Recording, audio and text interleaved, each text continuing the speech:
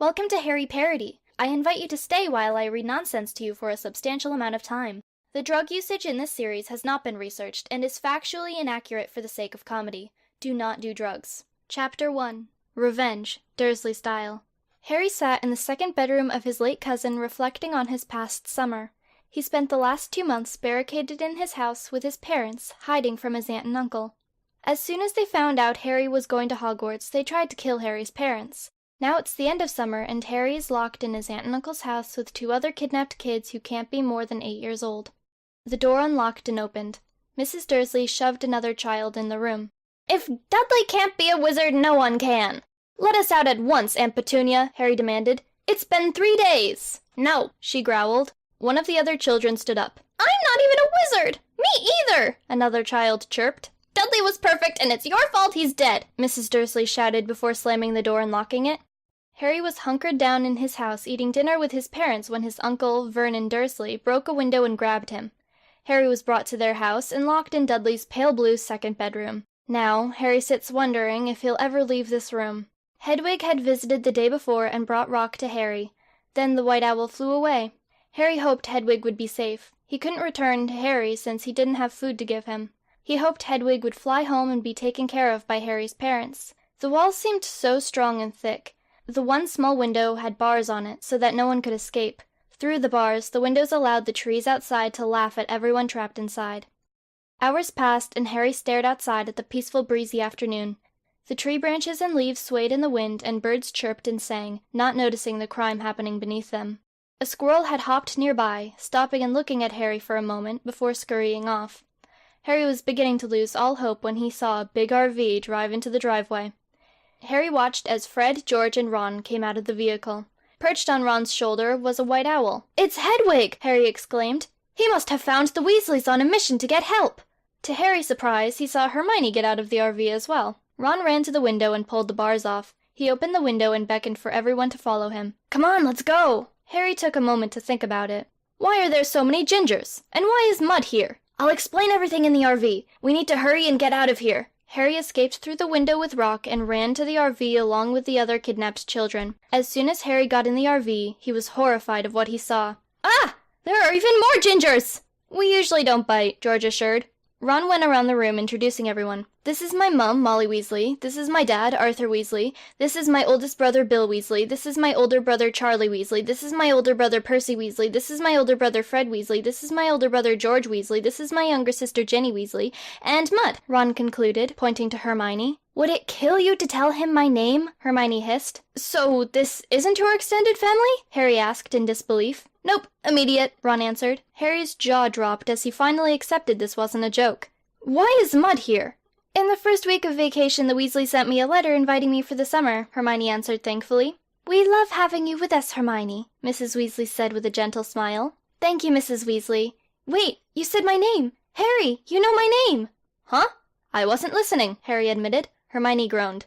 They began to hear the Dursleys shouting from inside the house. "Petunia, they escaped!" "What?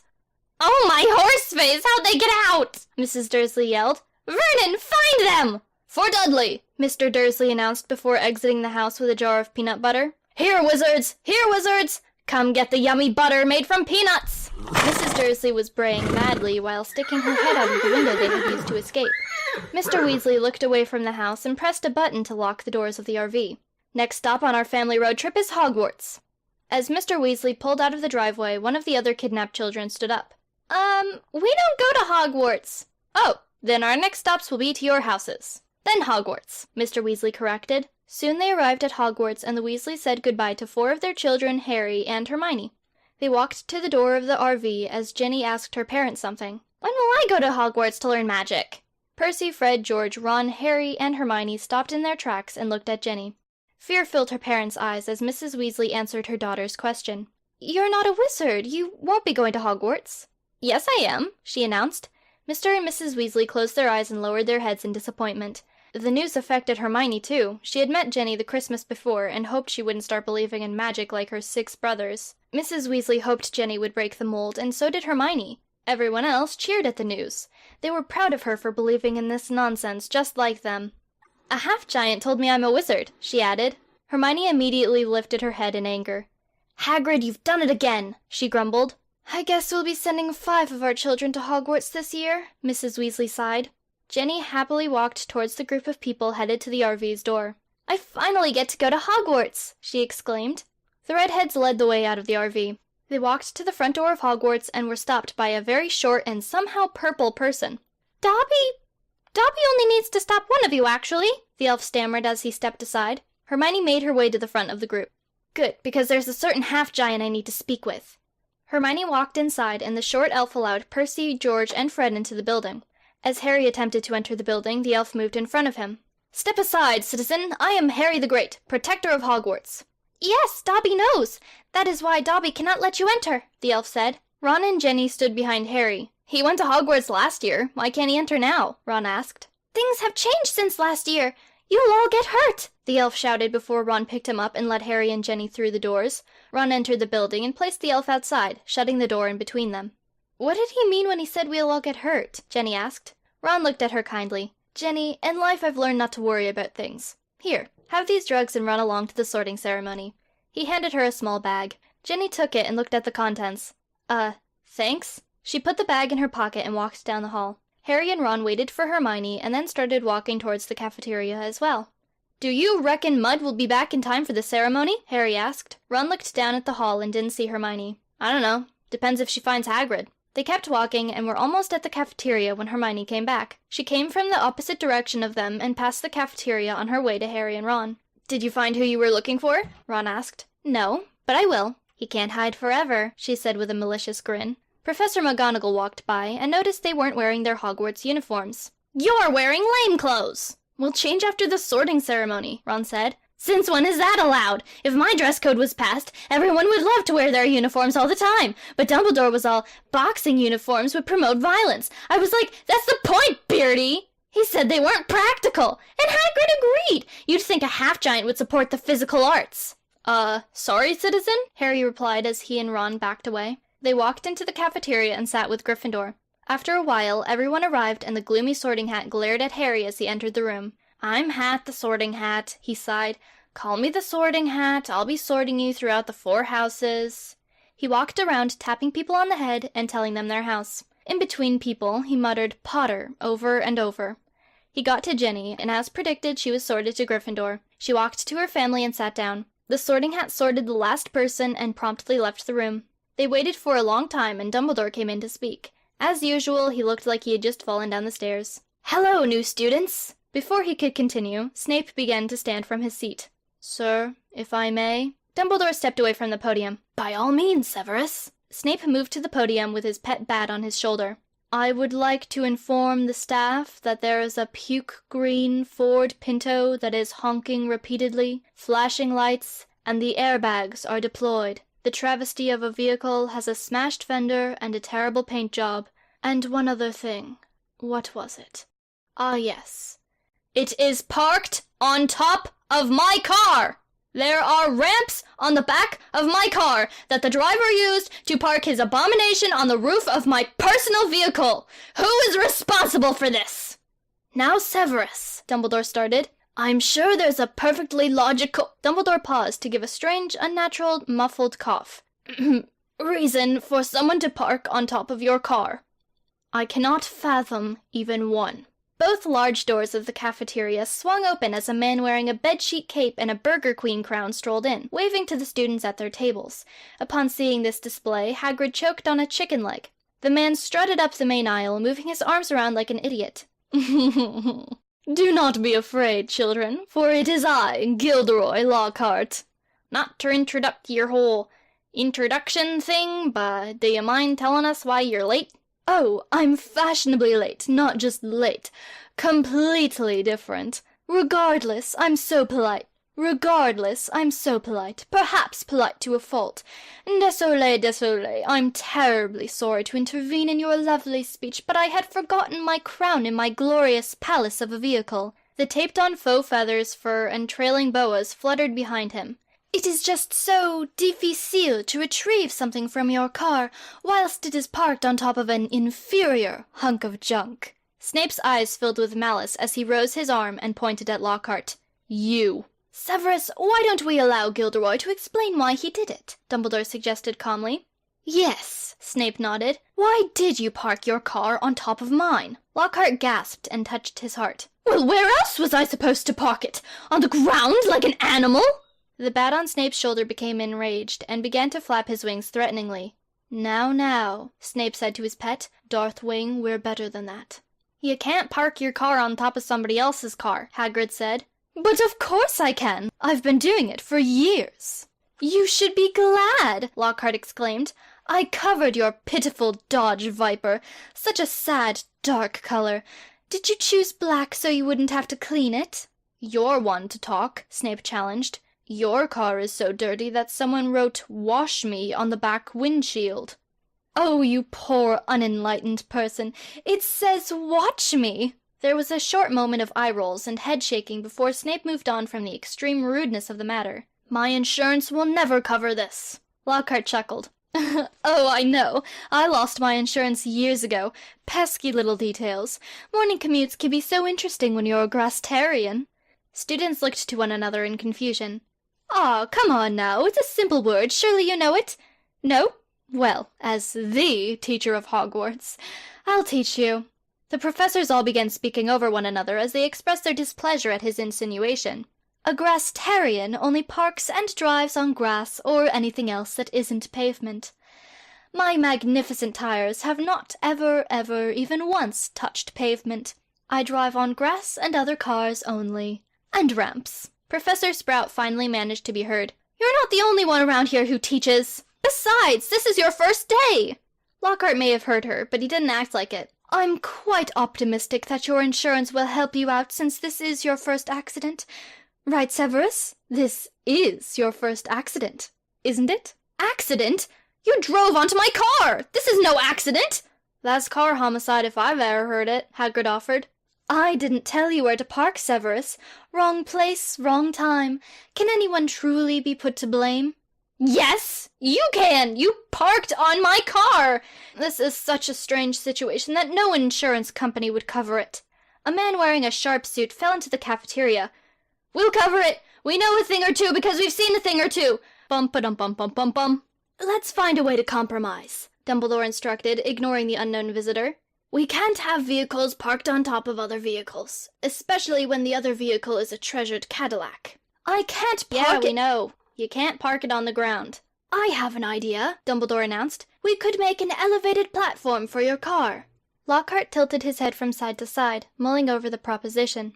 I shall agree to use the aforementioned platform so long as it is made out of gold. Gold? Hagrid roared. Do we look like we are made of money? Of course, Dumbledore replied. I'm sure we can find room in the budget. Gold it is.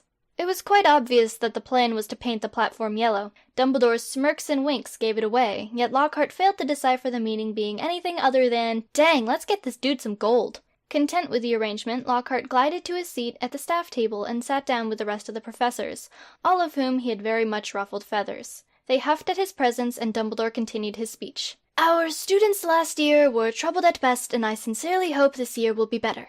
Most of the second-year students took offense. We weren't that bad, Hermione whispered. We're the best class, Ron whispered, inhaling some drugs.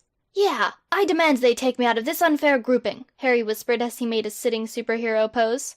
Okay, I see it now, Hermione whispered as she turned back to Dumbledore. They listened to him talk, and then they went to Gryffindor Tower. Harry and Ron stopped at the painting and asked for a password. Hermione disguised her voice and made them say a magic word. I have to do this every time they want to get into the common room, Hermione whispered to Ginny, who was standing near her. I don't understand, Jenny started. Why can't we just walk in? The door is already open. Hermione smiled and pulled her friend close. You're my favorite, Weasley. Jenny followed Hermione to the girls' dormitory and found out she and Jenny would be in the same room. How can this be? I had 4 roommates last year. Someone left and made room available? They started unpacking and Hermione asked Jenny a question. So a half-giant taught you about wizardry? Jenny took some clothes out of her trunk. Well, not exactly. He showed up one day and told me I'm a wizard, just like my brothers. Then I was too excited to stay and listen to any details. I came home to tell everyone, but they were all really busy. It wasn't really big news since all my siblings are wizards. They continued to unpack and Hermione looked at the school schedule. Oh, classes will start tomorrow. That's pretty quick, isn't it? Well, today is Sunday, Jenny replied. I guess they really want full weeks of school. He was sitting in his usual chair, and Fred and George were sitting on a couch close by.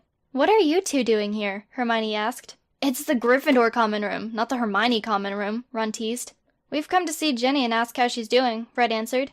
Jenny smiled before answering. "I'm great. Hogwarts is amazing. Hermione has been super nice, and Ron has been his usual self." She reached into her pocket and took out a bag of drugs Ron had given her. George grabbed the bag from her, and they all turned to look at Ron. "You gave her drugs?" Hermione scowled. "Ron, how could you do this?" Fred yelled. "She has to pick a side, your lame drug-free lifestyle or my drug-full lifestyle.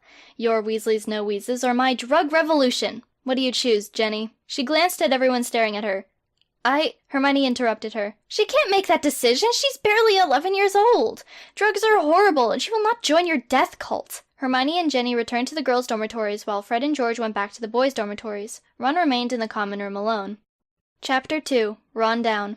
Hours later, Harry came to the common room. "Hey, Ron, look! Hedwig learned a trick!" Hedwig flew off of Harry's shoulder and moved towards a bookshelf. He pecked a spider with his beak. "He can kill spiders!" "He thinks he's a hawk." Harry walked to the bookshelf and noticed the author of a book. "Ron, check it out. This guy's name is Tom Riddle. I bet it's a comedy." Harry took the book and put it on a table near Ron. Harry opened the book and started flipping through it. "Oh, it is a comedy. It's blank. Happy April Fool's Day to you too, book." Harry looked at Ron, who was passed out in the chair. Harry tried to nudge him awake, but to no avail. Several empty bags were lying at his feet. Harry began to poke him. "Ron? Ron? Ron?" Then he began shaking him. "Ron? Ron? Ron? Well, this is not good." Hermione was walking down the stairs and heard Harry. She rushed down the rest of the stairs and towards Ron. "What happened?" Without letting Harry say a word, she noticed the empty bags at his feet. "You idiot. We need to get him to the hospital wing." They dragged him out of the common room and down several hallways. Somehow they managed to get him there in one piece. They brought him in the room and the matron came running towards him. She said nothing but quickly took his pulse. She brought him to the closest bed and started treating him. She went to get a large plastic box labeled Ron Weasley from the other side of the room. "You knew about his drug problem?" Hermione asked. "Yes, I was told long ago, and I've seen the kid walking down the halls with his face in a blasted plastic bag." She shook her head. "Well, I've been prepared for this sort of thing since he arrived. You'd better run along." Harry and Hermione paced around outside the hospital wing for a while before finally deciding to do something to take their minds off of Ron. "I'm going to look for Hagrid. Do you want to come?" Hermione asked. Harry nodded, and they walked around looking for Hagrid. "Where would he be?" Harry shrugged. "We can ask someone." "Good idea." They found their way to an office. Several staff members were there. Hermione walked up to the front desk and asked the lady sitting behind it a question. "Where do you keep Hagrid?" We don't keep him anywhere. We usually let him go wherever he wants." "But where is he usually?" "Unfortunately, I don't hold that knowledge, sorry." Disappointed, Hermione walked back to Harry, who spotted someone through a door. "It's the Sorting Hat!" he exclaimed. "Yeah, so?" "I feel like he's angry with me for some reason." "Don't you remember the last sorting ceremony? It wasn't exactly easy." "I want to make amends." Harry went through the door, and Hermione followed. The lady at the desk didn't even notice. "Sorting Hat," Harry called. The Sorting Hat turned to look at who had called him, and noticed Harry. "Not you again." "I'm sorry, citizen. I didn't mean to hinder your sorting duties last year." His face softened and he looked at Harry. "Thank you. I appreciate your apology. However, if you had sorted me to Slytherin, I would not be sorry. I would be quite mad still." His face went back to being furious. "I quit! Harry Potter, you have made me quit!" He walked out of the room and didn't turn back. Harry watched the door close behind him. "Well, I tried." Hermione shook her head and caught a glimpse of the clock. "Ah, look at the time. Curfew's in a few minutes." "What about Ron?" "We'll have to visit tomorrow. He probably won't be awake tonight anyway." They raced back to their dormitories and went to bed. Harry woke up early to go see Ron before classes. He met with Hermione in the common room and they walked to the hospital tower. "He'll be okay," Harry consoled as they walked. "He knows what he's doing. He shouldn't, but he does." They arrived at the hospital wing doors and entered a conversation between two of the patients. "Yeah, she stood up on the table and started screaming at Gryffindor Quidditch tryouts," Ron said. "Oh, wow, that's really horrible," a young boy with mousy brown hair commented. He looked young, most likely a small first year. "I hope she doesn't throw me into the lake next year, too," he sighed. "Don't worry, you get to ride carriages next year with everyone else instead of taking boats over the moat." Ron noticed Harry and Hermione. "Hey guys, welcome to the Isle of the Injured." "Well, look at that. He's fine," Harry concluded. Ron beckoned them closer. "I'd give you the grand tour, but Pomfrey won't let me get up. She's got a sixth sense, I know that now. I can only give you the mediocre tour." He glanced at the door to Madame Pomfrey's office. "For now." Anyway, that's the bandage closet, cleaning supplies closet, linen closet, ooh, and my favorite, the medicine closet. Ron lowered his voice. Just between you and me, she's got under-the-counter stuff in there, too. He raised his eyebrows and then continued. This is Colin Creevy in that store. She was a bit late on her way to the cafeteria, and she wasn't looking where she was going. I started to laugh when she was telling Pomfrey, but she was just all, ugh, you know, and she shook her head and went all humph and stuff. But I was just like, hey, Colin, I bet we could climb a mountain. He's like, what? And I was like, we could climb all the mountains and do it really, really fast, you know, like the elitist mountain climbers who climb stuff for a living, like mountains and really, really tall buildings with those suction cup things. Man, that's wild. They're like, I don't think Spider-Man's that great because I'm like him, or I am him, or I can do whatever Spider-Man can, except shoot webs, I guess, but who could really do that anyway? Like, he shoots the webs into the sky, but, like, what do they grab onto? The clouds, I guess? That's the most obvious answer, but his brain was going too fast. So fast that Harry had to tune him out. They were imagining Ron would be weak, severely ill, but instead he seemed like he had just downed an 18-pack of energy drinks. Harry looked at the time. We've got to get to class. See you later. Stay out of Madame Pomfrey's closet, Ron, Hermione added. Harry and Hermione started walking to their first class. Harry Potter! Someone called from behind them. They turned and saw the same short creature from the day before. What do you want? Harry asked, continuing to walk. Harry Potter can't go to Hogwarts, so please stop. Who even are you? Hermione asked while walking. Dobby. Dobby works for Lucius Malfoy. Please leave Hogwarts, Mr. Potter. You're just an elf. Why should I listen to you? Dobby had to run to keep up with Harry and Hermione. Dobby is not an... He sighed and continued. Things have changed, and there's danger awaiting you. We'll be fine. We've already survived a year of Hogwarts, Hermione said. Dobby stopped running and gave up his chase. Though Harry and Hermione were glad, his words made them nervous. Hermione sat in class thinking about why a purple elf thing named Dobby would come to Hogwarts telling Harry to leave. Harry's not special. However, she can't say danger hasn't arrived. Ron's in the hospital wing even now. There's also Harry's insane aunt and uncle, and the death of Dudley they have yet to investigate. But last year, Harry's pet Rock disappeared. There was danger then, too. They had to sneak around a den of snakes in the basement of the basement with snake people. Dobby may say things are different, but how can he know? All they have to do is be a little more careful, and everything will be all right. She also began to feel as though she was being watched and her thoughts read. She wondered if Harry ever felt this way. While Hermione thought responsible thoughts, Harry was staring at Ron's desk. Maybe, just maybe, one of his secret drug stashes was hidden there somewhere. Would he be able to find it and destroy it when the teacher's back was turned? Professor Sprout walked to the chalkboard to draw a diagram of how to properly use a watering can. With this opportunity, Hermione leaned over to Harry. I'd rather listen to Ron ramble than Sprout leisurely going over the millions of commonly missed questions on last week's quiz. For the billionth time. When Sprout spun around again to see if anyone could help her label the diagram, Hermione rose her hand. Professor Sprout's curious eyes landed on Hermione. Yes, Miss Granger. Would you like to draw an arrow pointing to the handle? She held out some chalk. May I use the bathroom? Intrigue left her eyes as she began to nod in approval. Go right ahead. Does anyone know which part the handle is? Harry's hand rose as Hermione stood up. I must use the bathroom as well, citizen. Yes, she sighed before pointing the chalk at the diagram. Anyone? She bit her lip. All right, we'll just review that subject. Harry caught up with Hermione, and as he suspected, she wasn't on her way to the bathroom. So you're going to the hospital wing? Hermione slowly turned her head to look at him. No, I was planning to see if I couldn't climb on the roof and... Yeah, let's go see Ron. On the way, they noticed the door leading to the basement was open. Inside was a Weasley. Not Ron or George or Fred or Percy, but Jenny Weasley was climbing down the stairs. Jenny? Hermione called to the ginger girl 3 floors below. Hi, she replied as she continued her journey. What are you doing? Harry asked. Shouldn't you be in class? Hermione called.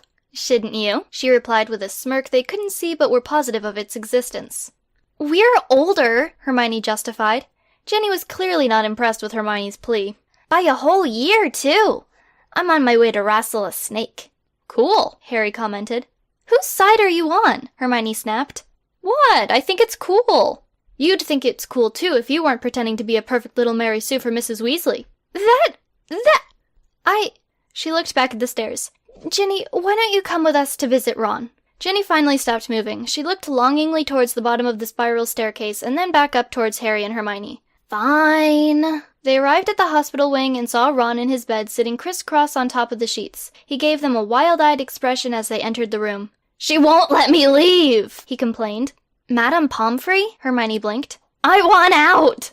Jenny glanced around the room. She's not in here. You can just get up and leave. On his knees, Ron moved closer to the corner of the bed. "Ho, he laughed. "You don't even know." He looked around the ceiling and pointed. "She's sneaky, very sneaky. She's around." He struck his visitors with his wild eyes, making them jump. "She's everywhere!" he shouted after snapping his head to the other side of the room. He was breathing heavily, tottering around his intangible cage. The previous patients had left, and a new one had arrived. An older student with a bruised leg was taking a break from filling out some paperwork to give Ron the stink eye. Hermione rubbed the bridge of her nose as the door to Madame Pomfrey's office opened, and Ron crossed his arms and leaned back. "So you've returned!" "Hello, Ron," she said in passing as she went to collect the other student's paperwork. "Let me out of here!" he demanded. "You're not well enough," she replied sharply. "I feel fine," he replied. Without responding, she walked back to her office, snapping the medicine closet's padlock shut on her way. The room was restored to just a moment before when the door to the matron's office was shut and Pomfrey inside. Attempting to lift the mood from, madness, Harry began an announcement in a superhero pose.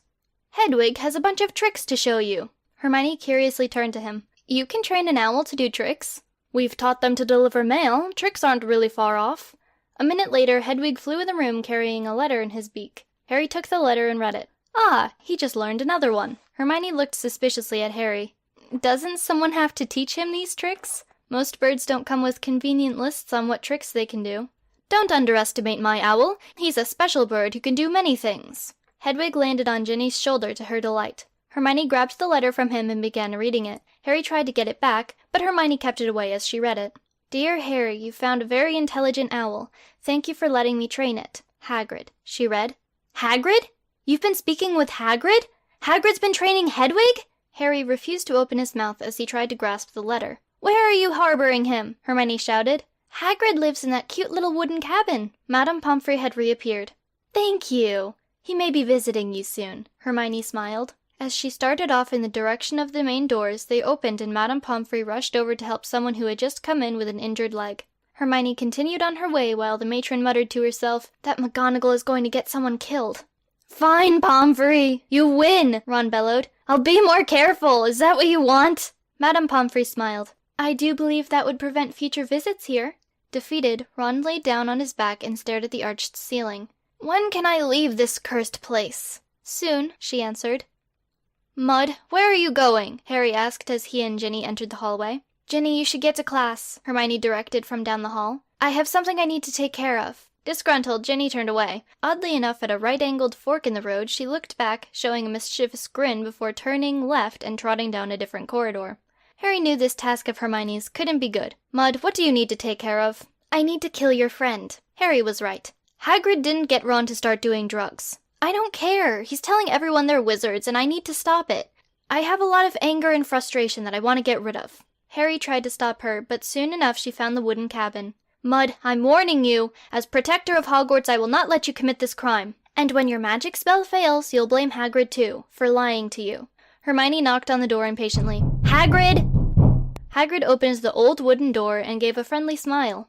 "Mud, Harry, come on in. Would you like some tea?" Hermione got even angrier with Hagrid, even though she didn't think that was possible. "My name isn't Mud." "Whoa, why so mad?" "You know exactly why I'm mad."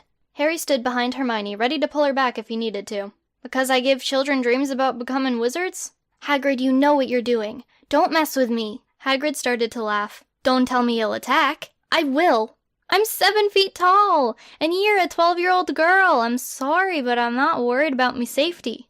"You're a big jerk, and if I was a wizard, I'd curse you." "Ah, Hermione, I understand you don't like me telling kids that they're wizards, but that's no reason to hate a person, and I've tried helping you out to make up for it." "You've helped me?" "Who else did you think arranged for you to be in the same dormitory as Ginny Weasley? And I barely talked to her, so she should be an easy fix." Unable to find a good response, Hermione said nothing and there was silence in the wooden cabin. She lifted her head and looked around. Where'd Harry go? It only took a second for Hagrid to glance around the small cabin and come to the conclusion that he must have left. They walked outside to hear someone screaming for help. "That's Harry!" Hermione shouted as they looked for him. In the distance, there appeared to be a fight. They got closer and found a very short creature beating Harry with a broomstick that was much taller than the creature. Harry was collapsed on the ground, shielding his face. "Get out of Hogwarts!" the elf screamed. "Bad, Dobby, bad!" Hagrid yelled, breaking up the fight by picking up the short creature and the broomstick. "Dobby, this is unacceptable behavior. You'd better get to helping Adam and Kevin with our movie." But, Dobby protested as he was held 3 feet in the air. Hagrid put him on the ground. "Go!" he roared. Hermione helped Harry sit up, and Hagrid checked for broken bones. "He really doesn't want me to be here," Harry said, wincing in pain. "I saw him in the window and went to see what he wanted. I really shouldn't have. You're going to want to rest that arm in the hospital wing." They brought Harry to Madame Pomfrey, who was disappointed to see him. "Oh no, you were just here earlier." She brought him to a bed and started treating his arm. "Was this injury caused by Professor McGonagall?" "No," Harry answered. "Good. I just have to ask because there's a special form to fill out for McGonagall-related injuries. It's a whole thing." Hagrid and Hermione parted ways after they left the hospital tower. Hermione went back to class and was scolded by a professor. She spent her next classes alone. In her last class, she started hearing screaming. Many of the students, including Hermione, looked up from their work. They saw several students running past the classroom. "Snake!" one of them screamed. Professor Swipstikes sprang to his feet and started directing everyone to remain seated. Hypocrite. He stuffed a cloak under the door so nothing could slither in. "Don't worry, you're safe from any snakes." He added a slight eye roll and chuckle. Then the professor continued his lesson. No one could pay attention since students were still screaming and they didn't know what was going on. Eventually, the lesson was over and the class was dismissed. For the first time, no one moved. They all stayed in their seats and no one went to the door. They all sat frozen, afraid of what could be outside. They could tell Swipstikes had gotten frustrated with the students remaining in his class, but he couldn't tell them to leave. Sending a class into a corridor filled with screaming students probably should be avoided, even if they are most likely overreacting. Minutes passed, and they heard footsteps coming towards the classroom. The door flew open, moving the stuffed cloak with it, and Professor Snape and his bat rushed in. "Our snakes have accidentally been released into the non-basement levels of the castle."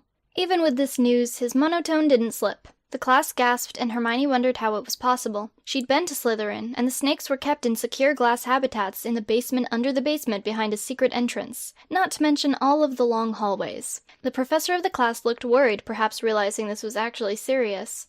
"You should all stay here until my students have rounded them up." "Has anyone been hurt?" the professor asked. "A few people were bitten, including a first-year student named Ginny, I believe. My condolences." "Ginny?" Hermione gasped as Snape hurried out the door. "No!" Hermione chased him into the hallway. "Miss Granger, come back here!" Swipstikes shouted as she ran. 50 points from Gryffindor!" "We're not going to win anyway!" Hermione called as she ran. She ran to the hospital tower and into the hospital wing. Ron and Harry were there along with Ginny and a bandage around her arm. Madame Pomfrey was treating another snake bite across the room. Hermione rushed to Ginny, trying to find words. Before she could, Ginny began speaking solemnly. "Snake wrangling is a difficult line of work. I understand that now. You should only ever try it if you have had adequate training. Ron, Harry, and now Ginny. This is way worse than last year. Dobby must know something." "I'll check on all of you later," Hermione said as she rushed out of the room. She ran through the halls of Hogwarts and went outside to find Hagrid's cabin. She knocked on the door. The creaky door opened and Hagrid stood in front of her. "Hermione, I personally know that you have classes. Where's Dobby?" "With Kevin and Adam." "And where are they?" she asked, getting impatient. "In the theater, I reckon." "There's a theater at Hogwarts? I haven't heard of any plays." "That's 'cause there aren't any. Budget cuts. And if we did have plays, you wouldn't hear of 'em either. Their marketing was the first thing around here to be cut. What do you want with Dobby?" "I want to know what he knows about Harry and this danger that awaits him. I'm starting to think he's onto something." "I'll come with you." "Why?" Hermione asked as they walked towards the field that Harry had been attacked in. "Because you're picking up that broom." Hermione stopped moving and knew she couldn't hide the fact that she was indeed picking up the broom from earlier. "What harm would a peaceful person like me do?" "Would you like me to remind you of our last meeting?" Hermione pouted. "I'm still taking the broom." They made their way to the theater and opened the grandiose doors. On the other side, the doors were dusty and the paint was chipping. The carpet of the rows in the house had many stains and tears. The fabric of the seats and the carpet were a matching faded red. Spiders lowered themselves to the seats from the chandeliers to continue construction on their webbed city. Most of the light came from the windows since most of the light bulbs had burned out. There weren't a lot of windows either, just a couple at the stage. The curtains had been pulled back so they could provide light. The curtains were a faded red and the wood flooring was worn. The stage seemed to be dusted quite frequently, or at least used often. Dobby stood in the middle of the stage as 2 boys held a camera in front of him. With every step, the floor creaked. "Dobby," Hermione called. The elf happily hopped off the stage and walked towards her and Hagrid. "Yes?" "What do you know about danger that awaits Harry?" Hermione asked. "Not much. Dobby just knows there is new danger present for Harry Potter." "But it's not just Harry," Hagrid started. "Everyone around him is getting hurt too, and it hasn't been Harry's fault." "That's right. Harry only got hurt because of you." Hermione pointed at Dobby with the broom. "Dobby apologizes for hurting him, but it was the only option. If Harry Potter stays here, he may get hurt." Hermione stared at him for a full minute. Off that brilliant thought process, he can't just leave. He has to attend Hogwarts. "Dobby, I'll protect him. You don't have to worry. Tell me exactly what you know, and I'll take over," Hagrid offered. "Dobby can't. Dobby said too much already. Please, if anything happens to Harry Potter, Dobby will blame Dobby's self." "Don't worry, I'm very good at protecting people. And I think you've had enough time to help out with this movie. You can leave now." The two boys whined and went back to looking at the footage they had recorded on their camera. They walked towards the door and Hermione remembered the snakes. "Stop! A bunch of snakes were released earlier. We can't go out there." "Don't tell me you're afraid of snakes. Hasn't Harry taught you Sneck?" Hagrid laughed. "Sneck isn't a language." "Come on, I won't let the snakes get you." Hagrid was going to bring her to Gryffindor Tower, but Hermione insisted they'd go to the hospital wing to see everyone. Hagrid agreed since all of her friends were there. All of them. Chapter 3. Let's investigate a murder. As the weeks went by, Harry's arm healed, Ginny's snakebite became a small scar, and Ron was finally released from Madame Pomfrey's care. Things went back to normal, and they could only thank Hagrid for keeping them safe. The first 2 days at Hogwarts were full of bad luck, but they were hopeful things would remain calm. Halloween was near, and Hogwarts looked more like a haunted house than a school. Jack-o'-lanterns were in every classroom, spider-webs in every corner, dry ice in every corridor, and normal light bulbs were replaced with green, purple, and orange ones. The sun rose on October 31st, and the day went by slowly. The day's classes ended, and Harry told his friends to get ready. He refused to give them any more information, but told them to wait in the common room. Hermione and Ron sat in front of the fireplace waiting. Ginny had passed by them since she decided to spend Halloween with some friends. She left the common room as Hermione flipped through the book Harry had picked up the first night of the year. "There has to be something to this. Why would someone make a blank book?" "For a joke," Ron answered. "It's a diary. You're supposed to write in it. And all the pages are worn. Someone spent a lot of time in this thing. And then left it here on a shelf. It doesn't make any sense." Hermione closed the book and put it on the table in front of her. She looked at Ron, who was sniffing some drugs. "Less than had been usual. He has been more careful, and he hasn't passed out in a long time." Harry hopped down the stairs wearing a trench coat and a hat. He carried a magnifying glass and had a fake pipe. "Let's go." "What are you wearing?" Hermione asked, looking at Harry. "Cool pipe! Welcome to the drug side!" Ron exclaimed. Hermione took the pipe. "You're a bad influence on people." "Fine," Harry said as they left the room. "Where are we going?" Hermione asked. "It's elementary, my dear Watsons. We're going to investigate Dudley's death." "Oh yeah, I almost forgot about that," Ron said. "Why now all of a sudden?" Hermione asked. "For the ambiance! It's Halloween night. Perfect for investigating crime." They walked to Hagrid's cabin to see if he knew anything about Dudley's death. They knocked on the door and Hagrid invited them inside. "What brings you here?" he asked while pouring some tea. "Since you're the groundskeeper, we wondered if you knew anything about Dudley's death," Hermione answered. Hagrid sighed and put the kettle down with a faraway stare. "He was found in the forest. He'd been stabbed with a tree branch." "So it was murder," Hermione deduced. "Looks that way, but we don't know anything else." "Intriguing," Harry commented with his hand on his chin. "Are you sure you don't know anything else?" Ron challenged with a suspicious look. Hagrid said nothing and Hermione thought for a moment. "He's right. If there's a murderer on the loose, wouldn't you be taking this case seriously?" Hagrid turned to her. "We are taking this seriously. We're working on it without alarming anyone. As soon as people start hearing about a killer in their midst, panic will set in and kids will get trampled. And if the killer knows we're looking for him, he might do something rash. It's better keep him calm and keep an eye out for danger." "We can help, citizen," Harry announced. "We should get back to the castle and keep everyone safe." "While discreetly looking for the killer," he added. Ron and Hermione nodded as they stood and walked to the door. "Wait," Hagrid called. "As long as you're here, would you mind helping me out with something?" "Sure," Ron said. "Great. I'm working on an experiment." The three were directed to a table and sat down while Hagrid got some supplies and equipment. He spread it out on the table and set it up. They watched as he mixed different liquids into 3 beakers. He put them all on a hot plate, and the liquid soon started to bubble. "Now I just need human hair." They looked at him curiously, but each gave a couple strands of their hair. Hagrid put some strands into each beaker. A minute passed, and they watched intently as each beaker turned bright blue.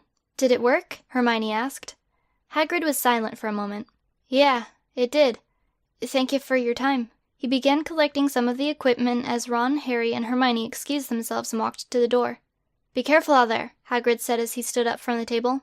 Though the original course of action was to keep the students safe, Harry decided it would be better to find the source of the problem and catch the murderer. After arriving at the forest and taking a look around, they couldn't find any sign of a crime scene and assumed no member of the staff of Hogwarts ever watched any crime shows. They left the forest feeling discouraged. What do we do now? Hermione asked. It's a cold case, but not impossible, Harry said optimistically. Do you have a new plan? Ron asked as they walked. Harry hesitated before answering. Of course I do. My plan is to walk around until I think of something. That's an awesome plan, Ron cheered. So no one has any ideas.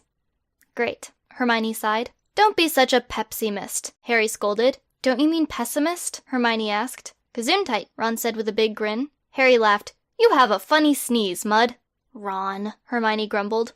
They walked around Hogwarts and watched as students tried and failed to trick-or-treat. The classrooms were empty and no one was giving out candy. Harry ducked into one of the empty classrooms with Hermione and Ron in tow. Harry started moving desks out of the way. We need to set up our base. This is where we'll solve cases. This room holds a class. You can't use it, Hermione stated. Teachers are always telling me to share. It's their turn. We have our classes to attend during the day, so they can have it then. But when they're not around, it's ours. Seems legit, Ron exclaimed before helping Harry move desks. To Hermione's dismay, she couldn't argue. He has a point. Reluctantly, she started helping Harry and Ron with their interior decorating. Once they finished, there were 3 desks. Harry sat at the teacher's desk while Hermione and Ron each sat at the student desk. All the other tables and chairs were pushed to the sides of the room. Harry was annoyed by the clutter on his desk, and so he pushed it off and onto the floor. Sharing is caring. Now what? Ron asked, starting to chew on a pencil. Harry thought for a moment. Ron, I want you to walk around Hogwarts telling people to come here if they know anything about Dudley's death. I'm on it. Ron ran out the door. Mud, I need you to help me talk to everyone who arrives. All right. They waited and waited, but no one showed. Ron came back and they sat at their desks.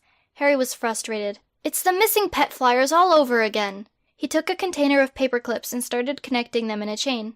But in the end we found Rock, Hermione reminded, starting her own paperclip chain. After we checked Slytherin, Ron said, thinking back to that day. Maybe the person who killed Dudley is from Slytherin. Ron reached for some paper clips and joined the activity. Hermione got some more clips. We have no evidence to support that theory. We had no evidence last time, Ron said. And we were really, really, really lucky to have found Rock. Besides, I don't want to go back to Slytherin. It's creepy. Hermione shuddered.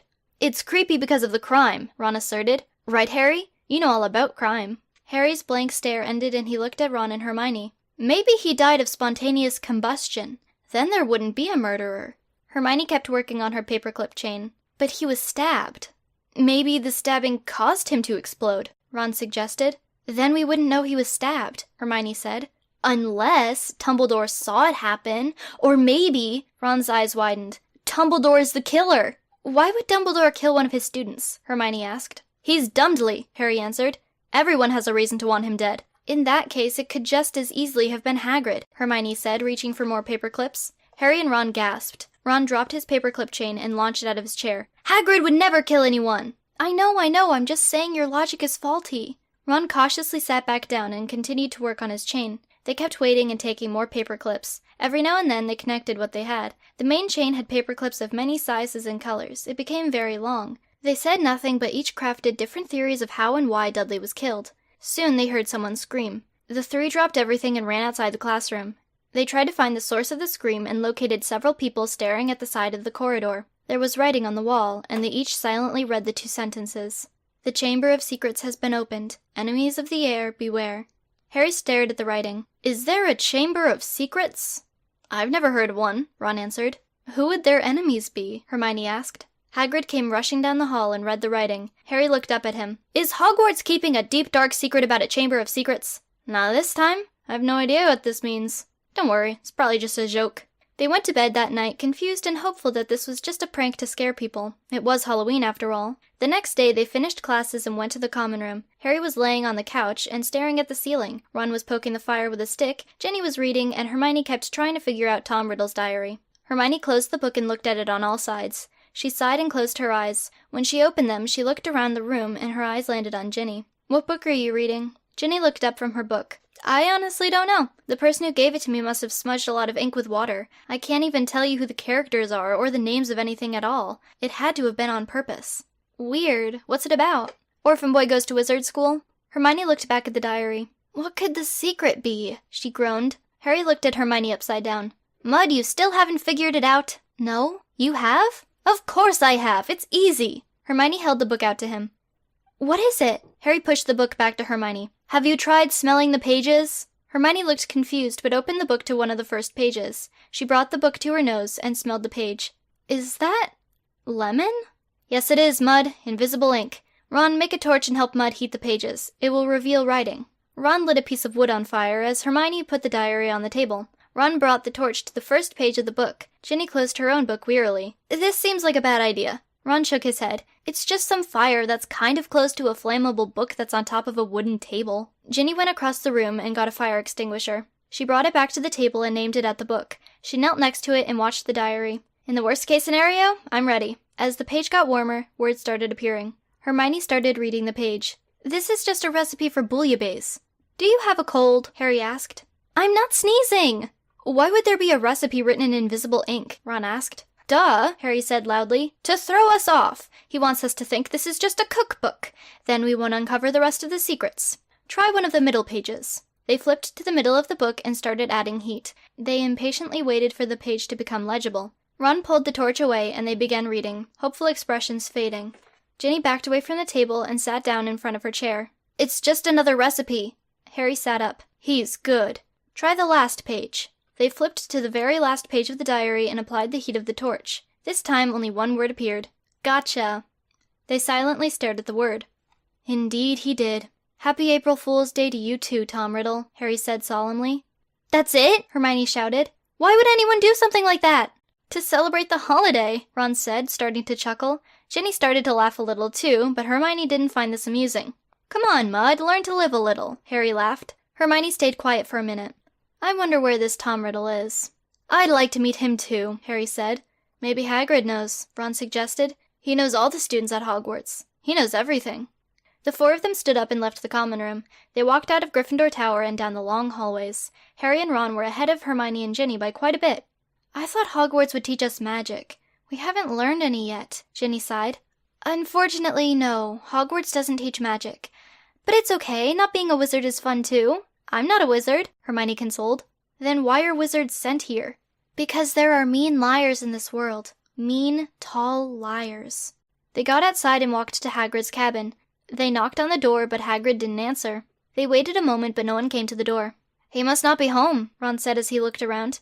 Where could he be? Hermione asked. Who are we looking for? Jenny asked.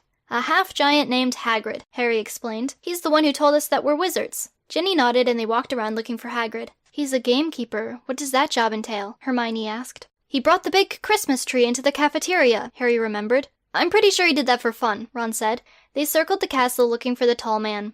The temperature had gotten colder in the past few weeks, and the grass had lost its bright green color. Wind nipped at their noses and danced with their scarves. It was late in the evening, and the sun would soon be setting. They got to the Quidditch field and looked around. The goal hoops had a thin layer of frost, and some leaves had blown in. The trees of the forest were green, red, yellow, and orange, if they had any leaves at all. There he is, Jenny said as she pointed to Hagrid. He was walking with a big black dog. They ran over to him. I didn't know you had a dog, Ron said, petting the furry animal. His name is Fang. You haven't met him before? Hagrid asked. He's been around before any of you came here. Fang was now on his back and Ron was on the ground giving him a belly rub. Oh yeah, I thought you just had a moving fur coat. Anyway, Hermione started, where can we find a student named Tom Riddle? Tom Riddle? Hagrid questioned. I don't think you really want to find him. Why not? I probably shouldn't be telling you this, but we have a list of problem students. It goes from Tom Riddle to Mona and Joanne and everyone in between. How does one get on this list? Ginny asked. Well, take Ron for example. He has a drug problem, and so he's on the list. Ron stopped petting Fang and looked up at the group. I am not a problem student. All I want is for people to enter the world of drug usage. If that makes me a problem, then I'll call that list a problem. What did Tom Riddle do to get on the list? Hermione asked. Aside from being really creepy, he's a smoker. A heavy smoker, Hagrid explained. And he never gives a straight answer. Harry made his favorite superhero pose. Sounds like a job for Harry Potter, the protector of Hogwarts. Hagrid shook his head. You don't want to go near him. Trust me. You're not going to stop them. "I've tried," Hermione sighed. Hagrid looked at Harry, who was still in his superhero pose. "Fine. Come with me." They followed Hagrid back into his cabin and walked in. Hagrid went to a closet and pulled out 2 black contraptions that looked like insect faces. He handed one to Harry and the other to Hermione. "Those are respirators. I only want ye 2 going. Ron, you're not allowed to go near Tom Riddle. Ginny, you keep an eye on him." Ron whined as Harry and Hermione put the masks on. "Make the trip quick. Don't make me regret letting you do this." "Wait, it's getting dark. We'd better go tomorrow," Hermione said. "And since tomorrow's Saturday, we'll have the whole day." They went to Gryffindor Tower and hung out in the common room before going to bed. Chapter 4. Meeting the Smokey Chainsmoker. The morning came and everyone went back to the common room. Harry and Hermione put on their respirators and said goodbye to Ron and Ginny. "Harry and my bonding time!" Harry exclaimed. "You look funny." "So do you," Hermione replied, her voice distorted from the insect-like mask. Bug mud," Harry chanted as they walked. Hermione stopped walking. "Hagrid didn't tell us where Tom Riddle is." "Well, it wouldn't have been much of a search if he did." Hermione took the respirator off and started running down the hallway. Harry followed her to Hagrid's cabin and they found him outside with Fang. "Hagrid, you didn't tell us where Tom Riddle is," she growled. Details. You said I couldn't stop him from finding Riddle. I assumed you wouldn't need a location." Hermione glared at him and then started running towards him. Harry pulled her back, but Hermione tried to break free and get to Hagrid. "Let me at him! This is what I've trained for!" Harry exclaimed, still restraining Hermione. "Besides, I don't have a tracker on each student," Hagrid said. Harry looked at Hagrid suspiciously. "Or do you? Bum, bum, bum!" Hagrid looked at Hermione. "Really? All this for me not giving you a location to a problem student?" "It's not just that, Hagrid. I bet you spend all summer telling kids that they're wizards." "I do, it's part of me job." Hermione tried harder to get to Hagrid. "Grr!" Hagrid sighed. "He's usually in the forest. Be careful." He and Fang went into the cabin and shut the door. Hermione calmed down a little and they walked to the forest. They started stepping on leaves as they got closer to the trees. They were about to enter the forest when Dobby started running towards them. "Harry Potter! Dobby wants to apologize for beating you with a broom!" Harry looked down at Dobby. Don't worry about it. A good superhero never holds grudges." "Don't most superheroes try to get revenge on villains who have killed their loved ones?" Hermione asked. "Not this one," Harry said with a big grin. "What about the time you tried to kill someone for taking your pet rock?" Hermione reminded. "Shut up," Harry said after losing his smile. "What about the time you robbed the candy car?" Harry and Hermione glared at each other for a while, and Dobby broke the silence. "Are you going on a nature walk in the forest?" Dobby asked. "We are going to see a heavy smoker who wrote a brilliant book," Harry answered. Dobby looked concerned. "A heavy smoker? Don't you know about secondhand smoke? Dobby should have beaten you with a shovel." "That's why we have these," Hermione answered, putting her respirator on. Harry did the same and waved to Dobby, showing that they're going to be fine. "Go on now, Dobby, before we make you spend more time helping with Adam and Kevin's movie." Dobby reluctantly ran away and Harry and Hermione entered the forest. They walked through the forest for a while. The leaves crunched beneath them, making it hard to listen for anyone else in the forest. They walked for a long time. The trees sometimes looked so similar they thought they were going in circles. Eventually, they found a small clearing of land and saw someone sitting on a stump, writing in a diary. His head was down and the hood of his cloak was up. He didn't wear a scarf or a heavier jacket than the cloak. He had a cigarette in his mouth and smoke was rising from it. "He must be working on his next book," Harry whispered as they peered at the person from behind a tree. "We don't know if this is Tom Riddle," Hermione whispered back. "Who else would be sitting in a forest?" "Smoking?" Harry asked, still whispering. They walked towards the person. He slightly looked up and they saw his dead eyes staring at him. Are you Tom Riddle?" Hermione asked. He stared at them for so long they thought he might not have heard them. "I have many names." His cigarette bounced up and down as he talked in a raspy voice. "You wrote that book that was placed in the Gryffindor common room," Harry said, not sounding as brave as usual. "You could say that." He didn't glance away as he spoke, not for a second. He didn't move his head, and his face barely noticed his mouth moving. He wasn't blinking either. His cold eyes relentlessly stared at them. Hermione and Harry stood speechless. They didn't know what to say next. He didn't exactly give them an answer. He closed his book and put it on the ground next to his tree stump. He then took the cigarette out of his mouth and dropped it on the ground with dozens of others. While mashing the cigarette into the ground with a single step, he reached into his pocket and took out a lighter and a package of cigarettes. After removing 2 from the package, he put them in his mouth. He lit both, and more smoke escaped from his mouth as he exhaled. "Is Tom Riddle your pen name or your real name?" Harry asked. Tom Riddle stood up and walked towards them. "You want to know my real name?" Harry stepped back. Yes? "I have no real name. However, a name I once used quite frequently was Tom Lucitor." Tom Riddle came even closer. Now leave before I end you." After seeing the anger in his eyes, they quickly left the forest and ran back to the common room as fast as they could. They took their masks off when they got out of the forest. They got to the common room and closed the door behind them. They caught their breath while Ginny and Ron rushed over to them. "How'd it go?" Ginny asked. "Tom Riddle's really creepy," Hermione huffed.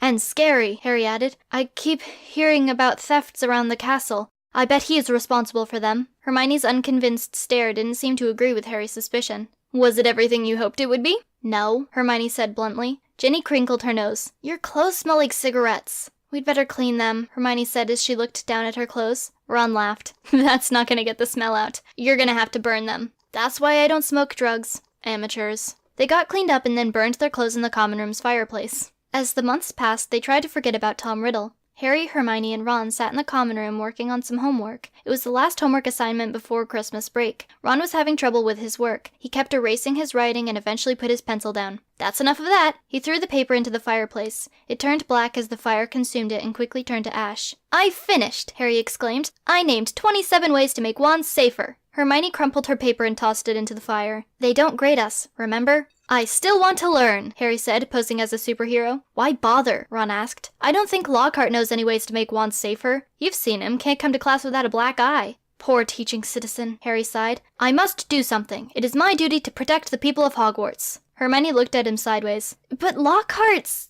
like, the worst. The literal worst." "He makes Squirrel look like a good teacher," Ron added. Hedwig flew in and brought a letter to Harry. He opened it and read it aloud. "Dear Harry, we are deeply sorry, but Aunt Petunia and Uncle Vernon are still after us. We have escaped to Australia and cannot take care of you this Christmas. Please understand, love, Mum and Dad." Not surprisingly, Harry became sad. Hermione took the letter and put it on a table. "Cheer up, Harry. At least they're safe." Ron joined in. "Yeah, Australia's cool. They have kangaroos there." "I wish my parents would go to Australia," Hermione sighed. "Maybe you can learn a spell that changes their memories and makes them move to Australia and live under different names," Ron suggested. A dreamy, almost sinister smile grew on Hermione's face as she considered the proposition. Then it faded away. Oh well.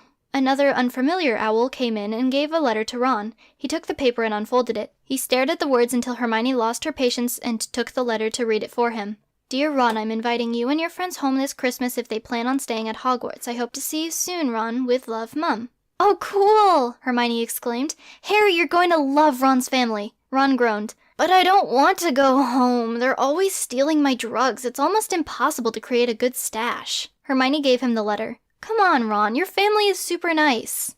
"Why can't they go see my brother Charlie? He works at a Romanian zoo and they love zoos. When I was little, they sang this mental nursery rhyme." He began to recite the song. "I love the zoo. I love the zoo. Z-O-O. Z-O-O. Rubbish, all 50 verses. Then it gets inside your head and won't leave." Hermione laughed and then left to go tell Ginny that they'd be joining the Weasleys for Christmas. Ron shook the song out of his head and changed the subject. "Are we still trying to find Dudley's killer?"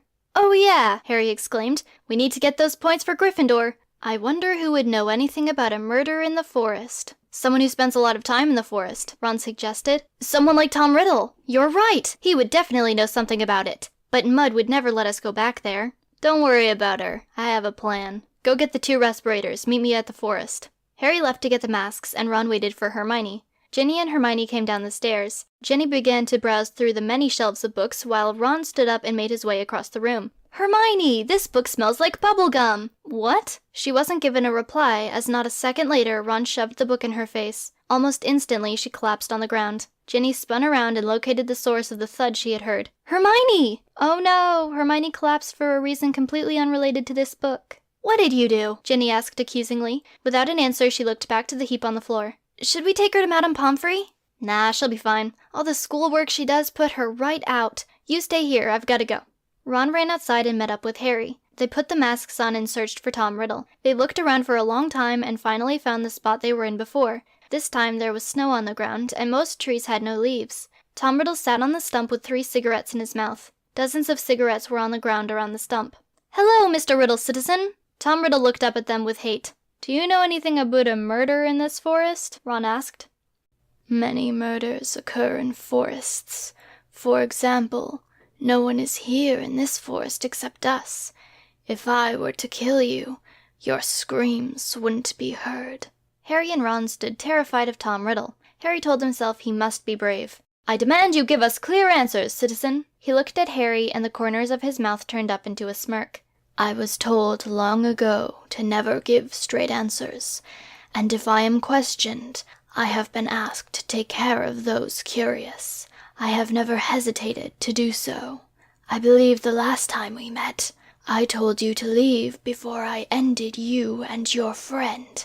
This time, Potter, I'll ask you and your other friend to leave before this forest is tainted with more death." Harry stood tall. "You don't scare me." Ron was inspired by Harry and joined in. "Me either. My drug skills are way better than your smoking skills." Tom Riddle picked up a wooden knife and rushed towards them. Harry's heart skipped a beat and Ron jumped forward. "Ron!" Harry shouted. He closed his eyes, not wanting to see what was happening. When he opened them again, he saw Tom Riddle on the ground and Ron standing above him, holding a wooden knife in one hand and an empty bag in the other. "Ha ha," Ron said, looking at Tom Riddle. "I told you my drug skills are better than your smoking skills.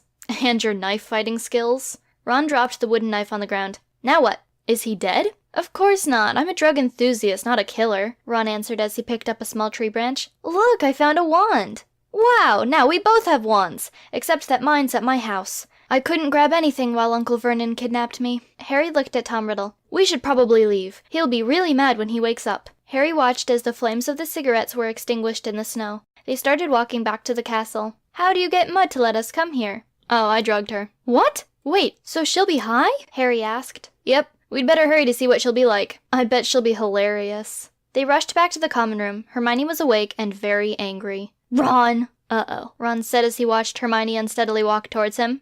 "Isn't she supposed to be happy?" Harry asked. "This was a bad decision. Very bad. Drugs affect people differently sometimes. Remember Squirrel?" Ron turned around and opened the door. "I'll be hiding with the Gingers in Ireland if you need me." He left the common room and sprinted down the stairs. Harry noticed Ginny crouching behind an overturned table. He couldn't read her mind, but he could tell she was planning something. Just in case her plot involved wrestling snakes, Harry decided to step in. "Mud, why don't you go upstairs and sleep for a while?" "Not until I find Ron," Hermione yelled, her words slurred. Ginny stood up and walked towards her. "Yeah, that's a good idea. Come on, let's go get some sleep." Ginny guided her up the stairs as Hermione insulted Ron. Soon, Ginny came back downstairs. "She's asleep." Ginny sat down on a couch and noticed Harry's owl. "Oh, hi, Hedwig! Who's a pretty boy?" She pet his soft feathers. "In the book series I'm reading, the main character has a pet owl, though the owl is a girl." Hedwig stayed for a minute, enjoying the attention. Then he flew up the staircase to the boys' dormitories. "How far are you in the series?" Harry asked, making conversation. "I'm reading the second book. They just found some writing on a wall." "That reminds me of the writing we found on Halloween night. I wonder who wrote it. It seems to have blown over." Ginny's eyes widened. What if the person who wrote the message doesn't remember writing it? What if they were possessed or something? Harry thought about her idea. "In that case, it could have been any of us." Ginny gasped. "What if it was me?" For a moment, Harry's eyes were as wide as hers, but then he relaxed them. Probably not. Ginny calmed down. "Yeah, you're right. That would be a pretty stupid idea." They sat quietly for a moment. "Did you hear someone moan?" "You most likely heard Moaning Joanne." Harry walked to the window and opened it. "Shut up, Moaning Joanne. We know you're upset. Be quiet." Harry went back to his seat. Hedwig came back with a sock in his mouth. Ginny looked confused by this behavior. Harry noticed and explained. "Hedwig really likes socks. He just finds them, then he drops them in random places. It's probably because he likes delivering letters so much." The doors of the common room opened and Dobby came in. "Harry Potter, you've got to get out of here. You're in danger." "Not this again. Hagrid said he was taking care of things, elf citizen," Harry reminded. "But now you're in a lot of danger. You've poked the bear." "I haven't poked any bears since last year's tennis incident." "It's a figure of speech." "What's going on?" Ginny asked. "Harry Potter is in grave danger. Dobby heard Hagrid and the other one talking." "I'll be fine as long as you don't hit me with another broom," Harry said before throwing the sock at Dobby. Dobby picked up the sock.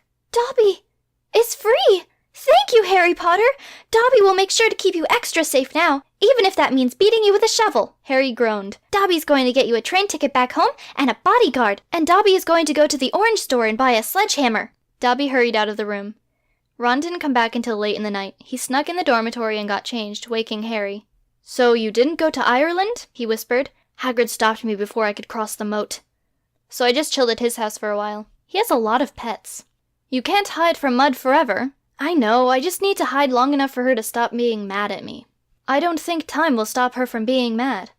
According to Moaning Joanne, her senpai, under the influence of an anger locket, once left their tent house. Apparently, she was really sad the whole time, but when he came back, she started attacking him, even after he explained that he wanted to return the moment he left, but couldn't because of the magic. I understand being mad in the moment and needing to cool off, but she was angry for a super long time. It's just unnatural to be angry for weeks. Reminds me of lazy writing. Conveniently getting rid of a character for a few months, and then not understanding being mad for weeks or months is crazy and impossible. There's a certain amount of friendship that builds up, and a fight made of unjustified anger won't tear that down. Huh, Ron replied. He looked out the dark window for a moment. Maybe I should immigrate to Ireland. Stay there permanently, you know? You'd fit right in. They probably won't accept my drug usage. Just switch to alcohol. But I like my liver. Well, you'd better figure out a plan, because Christmas break starts in a couple days, and it'll be hard to avoid mud on a train. Chapter 5. Christmas with the Weasleys. The last day at Hogwarts went by, and they got on the train to go to Ron's house for Christmas break. Hermione refused to talk to Ron and spent most of the trip talking to Ginny. Ron only had Harry to talk to since he was avoiding his 3 brothers. He liked talking with Harry, but he wished Hermione was there too. Mr. and Mrs. Weasley came to the train station in their RV. They said hello to everyone as they walked to the parking lot and were especially happy to see Ginny and Hermione. As the 9 of them piled into the RV, Harry asked a question. I thought the Weasleys don't have a lot of money. How do you still have this RV? Mr. Weasley answered without hesitation. We leased it. Ron sat down on the RV's couch and looked out the window. Oh good, I thought you might have stolen it from an intersection or something. Mrs. Weasley gave Ron a disappointed glare. We are not a family that steals. Besides, you were there when we got it. She walked over and made him empty his pockets. She took several bags of drugs and threw them out the window. Her angry glare turned to a friendly smile as she sat down at the table with Hermione, Ginny, and Harry. It's so good to see all of you again. It's good to see you as well, Harry announced as the RV pulled out of the parking lot of the train station. I heard you've all been trying to get Ron to quit drugs, Mrs. Weasley said. How's that been going? He overdosed the first night at Hogwarts and I was drugged. Mrs. Weasley gave a worried and surprised look as Harry added to the situation. On the bright side, thanks to the protector of Hogwarts, he's cut back a lot. Mrs. Weasley looked relieved, but Hermione looked annoyed. Wow, let's give Ron an award for committing a crime slightly less. They changed the conversation, but Hermione was still mad at Ron. They arrived at the Weasleys' home and went inside. Mrs. Weasley welcomed Harry. We call our home the Burrow. Harry began to chuckle at the name. That's brilliant. They went to unpack their things. Hermione slept in Ginny's room, and Harry slept in Ron's room. Harry only had school uniforms and rocks since he was brought directly to Hogwarts from his aunt and uncle's kidnapping jail. Ron's room was bright orange and the walls were covered with posters. Some had green leaves on them, while others had bowls of powdery substances. Ron took down a poster with a leaf on it and revealed a hole in the wall. Harry watched as Ron took bags of drugs out of the hidden compartment in his trunk and put them into the hole in the wall. He put the poster back up and inhaled the remainder of the last bag in the trunk. He threw the bag in the garbage and started unpacking his clothes. They were mostly hand-me-downs from his brothers. Harry sat with Rock and Hedwig sat on his head. Won't your parents notice if you show up to dinner high? Yes, if they notice. But they won't. I've figured out an amount and type of drug that makes me effectively asleep whenever I'm on vacation. I'm not high enough to act strange, but I won't remember any of this. Then, when the vacation is over, I can go back to my normal drugs. Why do you hate your family so much? Harry asked as Hedwig flew around with a sock in his mouth. Ron paused. Because they're disappointed in me. Then just stop disappointing them. It's not that simple. Harry was about to challenge his answer, but instead decided to ask a different question. How do you know how much to bring? And aren't you running low since your mum threw a few bags out the window? I have this down to an exact science. I know how much I need. This stash will last exactly until we get back to Hogwarts, and I knew Mum would check for drugs. She found some and stopped her search. The bags in my pockets didn't even have real drugs. With his questions answered, Harry changed the subject again. Hermione and Ginny unpacked in her small pink room. You're still mad at Ron? Ginny asked. Of course I am! He shouldn't have drugged me! How could that thought even cross his mind? Harry told me he drugged one of your teachers. Twice. Yeah, but I'm his friend. You don't drug friends. So what are you gonna do? Send a bunch of canaries to attack him? Maybe I will. Hermione crossed the room to look outside at the orchard and search for birds. Ginny rolled her eyes. Do you really want to be mad at him for the rest of your life? Hermione said nothing and kept looking out the window. Days passed and Hermione refused to talk to Ron. He tried apologizing by offering her some of his drugs, which only made her more angry. She didn't want to be mad at him anymore, and she really wanted to move on, but he made it so difficult. One morning, just after breakfast, Hermione decided to break the silence. Ron, you've done a lot of stupid things. When I asked you to stay away from Moaning Joanne, you didn't listen. That was mean, but this time you were even worse. After I finally accepted that you're my friend, you shoved a book in my face that was covered in drugs. Why would you do that to me? You could have just ignored me like all the times before." Her words echoed off the walls of the burrow, and everyone stared at Ron, waiting for his answer. They were all well aware of Hermione and Ron's conflict, and wondered what would come from them speaking again. Mrs. Weasley held a dish covered in soap, Mr. Weasley didn't dare move the newspaper, Percy stopped in the middle of flipping a page of his book, Fred and George stopped snickering, Ginny stopped petting Hedwig, and Harry got ready to intervene if necessary. "Well, I just wanted to go to the forest, but now I see how my actions really hurt your feelings, and I apologize. Next time, I will just ignore your wishes instead of drugging you, because friends before drugs." As soon as he finished talking, everyone's heads moved to look at Hermione. Her angry expression softened. She took her time in thinking over what he said. "Good enough," she said as she made a small smile and walked over to him. "I'm going to get you to quit." The day went by, and Ron and Harry were in the front yard with Hedwig waiting for everyone else. The Weasleys came outside with several brooms and round rocks with handles on the tops. Harry and Ron followed as they walked to a frozen pond. It was a large pond with a few trees around the edges. Mrs. Weasley asked for shoe sizes and then handed out special shoes. "Are we going bowling?" Harry asked. "No," Mr. Weasley chuckled as he gave a broom to Harry. "Are we learning to fly?" Harry asked. Mrs. Weasley began sliding on the frozen pond with her broom. "No, we're going to play a game. It's called curling," Mr. Weasley said as the rocks were put on the ice. Ron groaned. "This is why I hate being home in the winter." Hermione stepped onto the ice. "We played last year. It was really fun." "What's curling?" Harry asked as everyone else got onto the ice. Mr. Weasley turned to Harry. "What's curling? It's only our favorite sport, just above hockey." "We play it every winter," Mrs. Weasley chimed. Her warm smile faded. "Ron used to love curling," she sighed. Hermione helped Harry onto the ice as some circles were drawn with the brooms. "The game is simple. Each team slides rocks to the house, which is this circle. The goal is to get your team's rocks into the house center, which is the inner circle right here." Ginny slid to Harry. "And the other teams try to knock your rocks out of the house center. It takes a lot of strategy." Percy continued to set up for the game. "We need teams of 3. The 9 of them split up into 3 teams. Percy, Fred, and George were Team Weasley's No Weases. Mr. Weasley, Mrs. Weasley, and Ginny were Team Canada. Harry, Ron, and Hermione discussed the name. "How about Team Gryffindor?" Harry suggested. "We need a name that separates us from them," Ron objected. "All my family is from Gryffindor." Harry got another idea. "Mud can be our team captain since she played more recently than all of us. It should be named after her." "Team Granger?" Hermione asked. "No, Team Mud." "What's a Granger?" Harry asked. "Isn't that the thing baby Jesus slept in?" "Never mind. Ron, what do you think we should name our team?" "Team Pot." Harry looked at Ron. "Aw, you want to name the team after me? Mud, what do you think?" Hermione laughed. "Yeah, that's a good team name."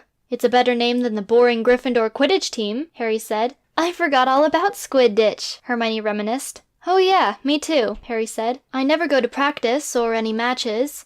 They probably kicked me off the team." Harry learned more about curling from the Weasleys while Hermione and Ron stood back waiting for them. Hermione chuckled at their team name. Ron glared at her suspiciously. "Did you find my super secret stash of drugs? You're usually really sarcastic and violent," Ron said. "No, I just really like being here. My family is nothing like this. I wish they were." Hermione looked up at the blue sky. "Why did you start doing drugs?" Ron didn't answer. They began the game and Harry caught on quickly. Curling is a no-contact sport and it's very calm. Each team quietly discussed their strategy. Harry was the only one who cared about winning, and Team Pot was in the lead. As the other teams delivered their rocks, Hermione, Ron, and Harry stood under a snow-weighted tree waiting for their next turn. "Why did Ginny and Mr. and Mrs. Weasley name their team Team Canada?" Hermione asked. "Our ancestors are from Canada, and curling is a big thing there," Ron answered. Harry nodded, but Hermione looked confused. "How do you have ancestors in Canada? That's not possible. If I was making that up, then why would they be Team Canada?" Harry thought about it. "I know! Your ancestors immigrated to Canada and then moved back to England." "But that would still make his ancestors European. They just lived in Canada for a while." "You just wish you were Canadian too," Ron said. "Canadian isn't a race!" Harry crossed his arms and looked at Hermione. "Mud, for the last time, we will not tolerate your racism." Hermione kept her mouth shut since they would never understand. The game went on and Hermione, Ron, and Harry won. Harry thought he saw Ron smile as they were named the winners. He thought about the game and wondered if he was actually having fun. They continued to partake in family traditions and Ron put up with the activities. Harry didn't really care for them, but the rest of the Weasleys and Hermione got into the Christmas spirit and really enjoyed themselves. On Christmas morning they all got presents. Mr. and Mrs. Weasley even gave Hermione and Harry gifts. The last day of break approached and they had to get ready to go back to Hogwarts. Harry held Hedwig as Ron took one of his posters off the wall. Ron took the rest of the bags of drugs out of the hole in the wall and then put them on his bed. He put the poster back up and walked towards the bags. He stared at them before tossing them in the garbage. They finished packing their trunks and got into the RV to go to the train station. They said goodbye to the Weasleys and got on the train. They waved as the train pulled out of the station. They left the city of London and were surrounded by forestry. Hermione stood up. "I'm going to the candy car." Harry looked up at her. "Just don't rob it." Hermione shook her head and left. "Why would she rob the candy car?" Ginny asked. "Because she once did rob the candy car," Ron answered, "on the first day of our first year. Now she's on eternal probation," Harry added. "Really?" "Yep. Then she fixed my glasses." Harry took them off to show her, and then put them back on. Ginny kept looking at his glasses. "You've had those same glasses since then? Shouldn't you be needing a new prescription by now?" "That would explain why he occasionally bumps into walls. I just thought he was using some of my drugs," Ron said. "I assure you, citizens, with these vision goggles my eyes are perfect," he said while talking to a trash can. "Is there an eye doctor at Hogwarts?" Ginny asked. "Hopefully," Ron replied.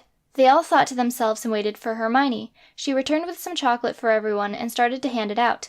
"Don't worry, I purchased this with money." "But where did you get the money?" Harry challenged. "From the cash register of the candy car?" Hermione rolled her eyes and smiled. Ginny shifted in her seat. "What do your parents do for a living?" Hermione coughed as if being caught off guard. They're dentists." "Yeah!" Ron cheered. "Dentists have that gas. Love that stuff. Can you steal me some?" "Steal? I don't steal things." "Stop, Mud. Try as you might, but you can't hide your life of crime. We know you robbed the candy car." "Attempted to," Hermione corrected. "Try using the word allegedly," Ron suggested. "Always helps me in the courts." The cold winter ended and spring came again. Often the students in Wand's safety chattered amongst themselves as they waited for their professor to arrive. They would sit for the entire class since Lockhart didn't feel like showing up. They would occasionally see him before class and then again after with a new bruise or three. Noticing this happened almost every Friday, Harry decided to investigate. With Ron and Hermione, they snuck out of class. Well, they walked out of class since there wasn't a teacher there. They went to the parking lot and found the golden platform that Lockhart parked on. Today, the only thing parked on it was a puddle of oil.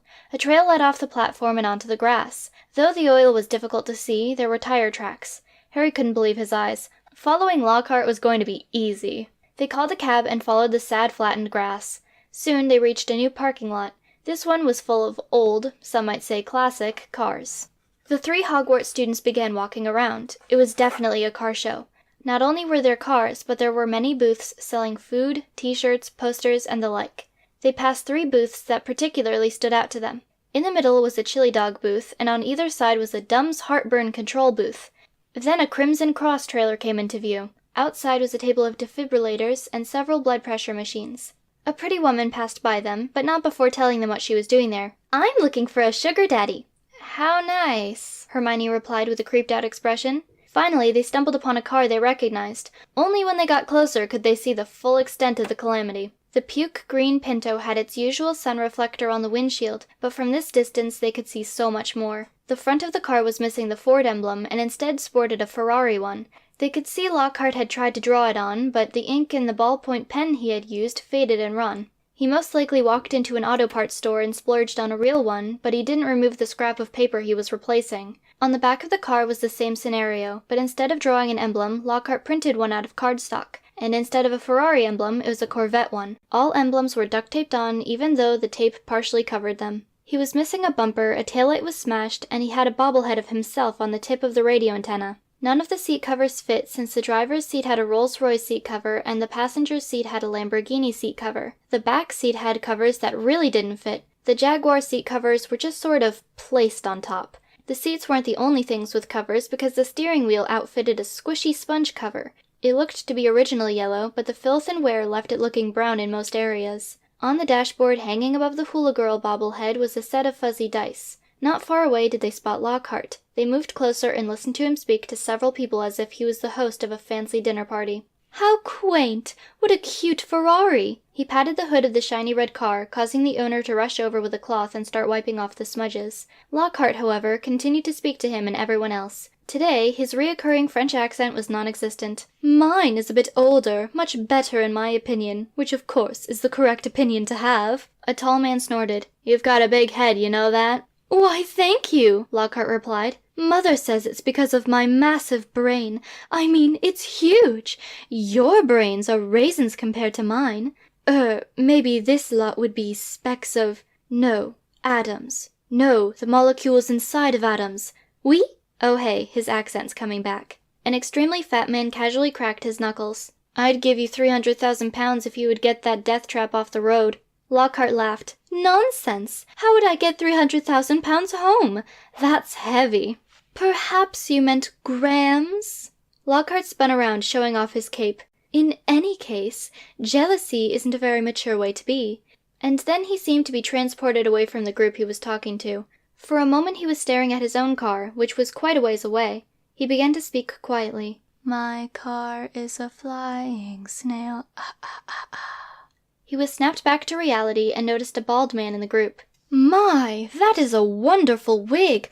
I love the bald spot. Perfect for someone in your class. The angered, balding man didn't faze him as he moved on to a completely bald man. Oh, there's the way to go, when you can't possibly pull off the comb-over anymore, though I'm positive you very much tried these past 20 years. Shave it all off. Pity you have such an ugly, misshapen head. The bald man took a step forward, fists clenched, but Lockhart didn't notice. He instead glanced at the car next to him and addressed the fat person who was closest to it. This must be your car.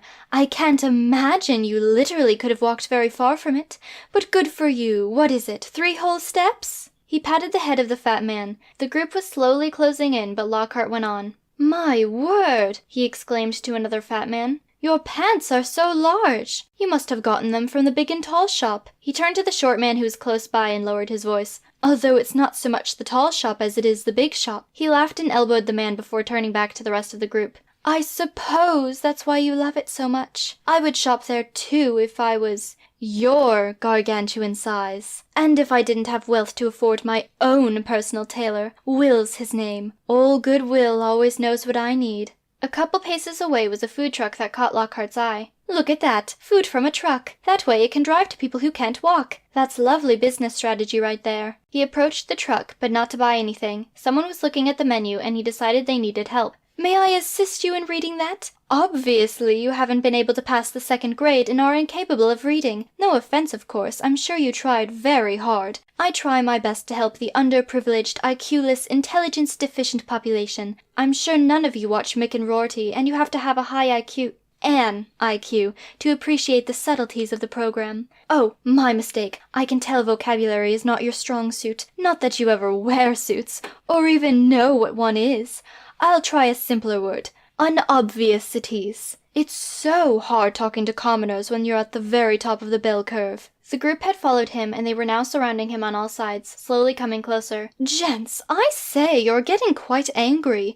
That's not good for blood pressure, and I can see you struggle with that so much already. Watching this unfold, they finally understood why Lockhart kept returning to Hogwarts with bruises. Not this time. Harry needs to help him. Thinking fast, Harry hopped on a nearby mobility scooter. He drove towards Lockhart while pointing in the opposite direction and yelling, Hey! There's a bikini model in a Porsche! The group surrounding Lockhart snapped their heads in the direction Harry was pointing. With this distraction, Harry grabbed Lockhart and shoved him into the basket of the scooter. Once they were out of sight, Harry stopped the mobility scooter. You're safe now, citizen! Why do you do these things? Hermione asked as she and Ron walked towards the hiding spot. Well, I have to attempt to educate the commoners. Give it the old college try. Not that any of them do. I think most of them are afraid of even the word college. You are the thickest person ever, Ron stated. How are you not dead? How often do you go to these things? Lockhart smiled uncomfortably. Once I recover. He glanced back at the car show. However, this is the first time I have seen such an angry response to my constructive criticism. Usually only one ruffian approaches moi. This aggressive lot of people is making everyone who likes cars look bad, Hermione said, though really who could blame them for wanting to beat up Lockhart? He didn't hear her, or he pretended not to. Lockhart was prepared to go back in to get his car back, but Harry, Ron, and Hermione convinced him to call a cab, which led him to ask how they were getting back, and that led to Lockhart joining them in their trip back to Hogwarts. That was annoying. They arrived at the magic school and the cab drove off. Then they crossed the moat and passed by Hagrid's cabin. Hagrid stopped watering his flowers when he saw them. You escaped? We left, Harry responded. You're not supposed to escape. We'll have to reinforce the barriers of... His voice trailed off and he resumed his plant feeding. This event didn't stop Lockhart from returning to those car shows. Just as the car returned to his spray-painted pedestal, made of asphalt just to spite him courtesy of Snape's suggestion and a secret staff and student vote, so did his black eyes and bruises. Shaking the matter out of their minds, they returned to their blissful, free of Lockhart lives. Still, one issue plagued some of them. This issue was subtly seeded as the train left King's Cross Station on their very first day of Hogwarts School of Witchcraft and Wizardry. What started with one troubled student spread to a second. Through the weeks at Hogwarts, Ginny became more frustrated at the school. After classes one day, they returned to the Gryffindor common room and everyone sat down except Ginny. Instead, she paced around the fireplace. I don't understand why we're sent here. It's not like we're even real wizards. How could we be wizards, though? We've never done any magic. Charlie graduated Hogwarts, now he's a zookeeper. He's not a wizard. She sank into a chair and sighed. Is any of this real? I feel like we're just being tricked. We're not even graded. Why? Why would we go to Hogwarts, a school of witchcraft and wizardry, if we weren't going to learn magic? Of course magic is real, Ron assured. Look! He took out his wand and started waving it around the room. Abracadabra. See? Magic. Hermione closed her book and watched Ginny. I can answer your question. Magic isn't real. None of us are wizards. Hagrid lied to us. Probably to get money. I know, that's what you say, but you really honestly think that? Yes, I'm sorry. Mud just doesn't like being a mudblood. She's definitely a wizard. I've seen her magic with my own 2 eyes. Ginny was reminded of his glasses. It's true then. Magic isn't real. You want to go beat up Hagrid? Hermione asked. Could we? Ginny responded. Come on, Hermione beamed. They began walking to the common room door. Sometimes it's 1 door, sometimes it's 2. It's weird. Harry and Ron followed them to make sure they didn't try to hurt Hagrid. They arrived at his cabin and knocked on the wooden door. The door swung open and Hagrid saw Hermione's angry glare. You know, when most people come to my house, they're not this angry. He invited them inside anyway and sat down. He picked up a baby duck that was wrapped in a blanket and started feeding it with a dropper. Ginny, Harry, and Ron sat on the couch with Fang while Hermione began to yell. Hagrid, apologize to Ginny for making her believe she's a wizard or suffer the consequences. Hagrid calmly looked up from the duck. She doesn't think she's a wizard anymore? She told me the truth about Hogwarts and how no one is a wizard, Ginny answered. This is a cruel thing to do to people. So you don't believe in wizardry anymore, Hagrid said. But I'm sure you'd like to stay with your brothers. This is an epidemic, Harry shouted. First Mud doesn't believe she's a wizard, and now Ginny. Magic is real. Ron and I still believe in wizardry. Harry looked at Ron, who was staring at his wand, seemingly questioning magic as well. Ginny composed herself and looked up at Hagrid. If Hogwarts is tricking me and these classes are meaningless wastes of time, then I would like to go home. She stood up, confident in her decision. And that was that. Despite many objections, the next morning Ginny was outside waiting for the car that would take her home. Her packed trunk was on the ground at her feet. Harry, Ron, and Hermione joined her in her last minutes at Hogwarts. While Ron's mind worried about Ginny, Harry's mind worried about the fate of the wizarding world. During this trying time, Harry started ranting to Hermione about the Muggle epidemic. Ron approached his sister, and she glanced at the bag in his hand. He caught her stare. I thought you of all people would understand. It's not an excuse. She noisily opened her trunk and took out the bag of drugs he had given her on the first day. She accentuated the bag and then crushed it into the dirt with her shoe. Seconds later, the car arrived. After goodbyes and waves were exchanged, she climbed in with her trunk and the car drove off. It was a particular blow to Harry that Ginny specifically had stopped believing in wizardry. She wasn't a nameless git he saw in the hallway. He had grown quite fond of her in the few months she'd spent at the castle. And now she'll never learn how to be a powerful wizard. He can't let this happen to Ron or Mud. Hermione already thinks magic isn't real. He has to stop this immediately. They walked back to the castle and Harry started running through the halls. Muggledemic! Muggledemic! You are all wizards! Do not listen to Mud! Muggledemic! Harry screamed. This became a regular thing. Every day he got up early and ran around Gryffindor Tower screaming about the Muggle epidemic. During lunch he would run around the cafeteria reminding everyone that they're wizards. During classes he would pass inspirational wizard messages. After classes he would start running again. He ran down every hall and warned every student. Hermione and Ron chased after him the first couple times, but then gave up and tried to avoid him while he warned people. Chapter 6. More Graffiti on the Wall.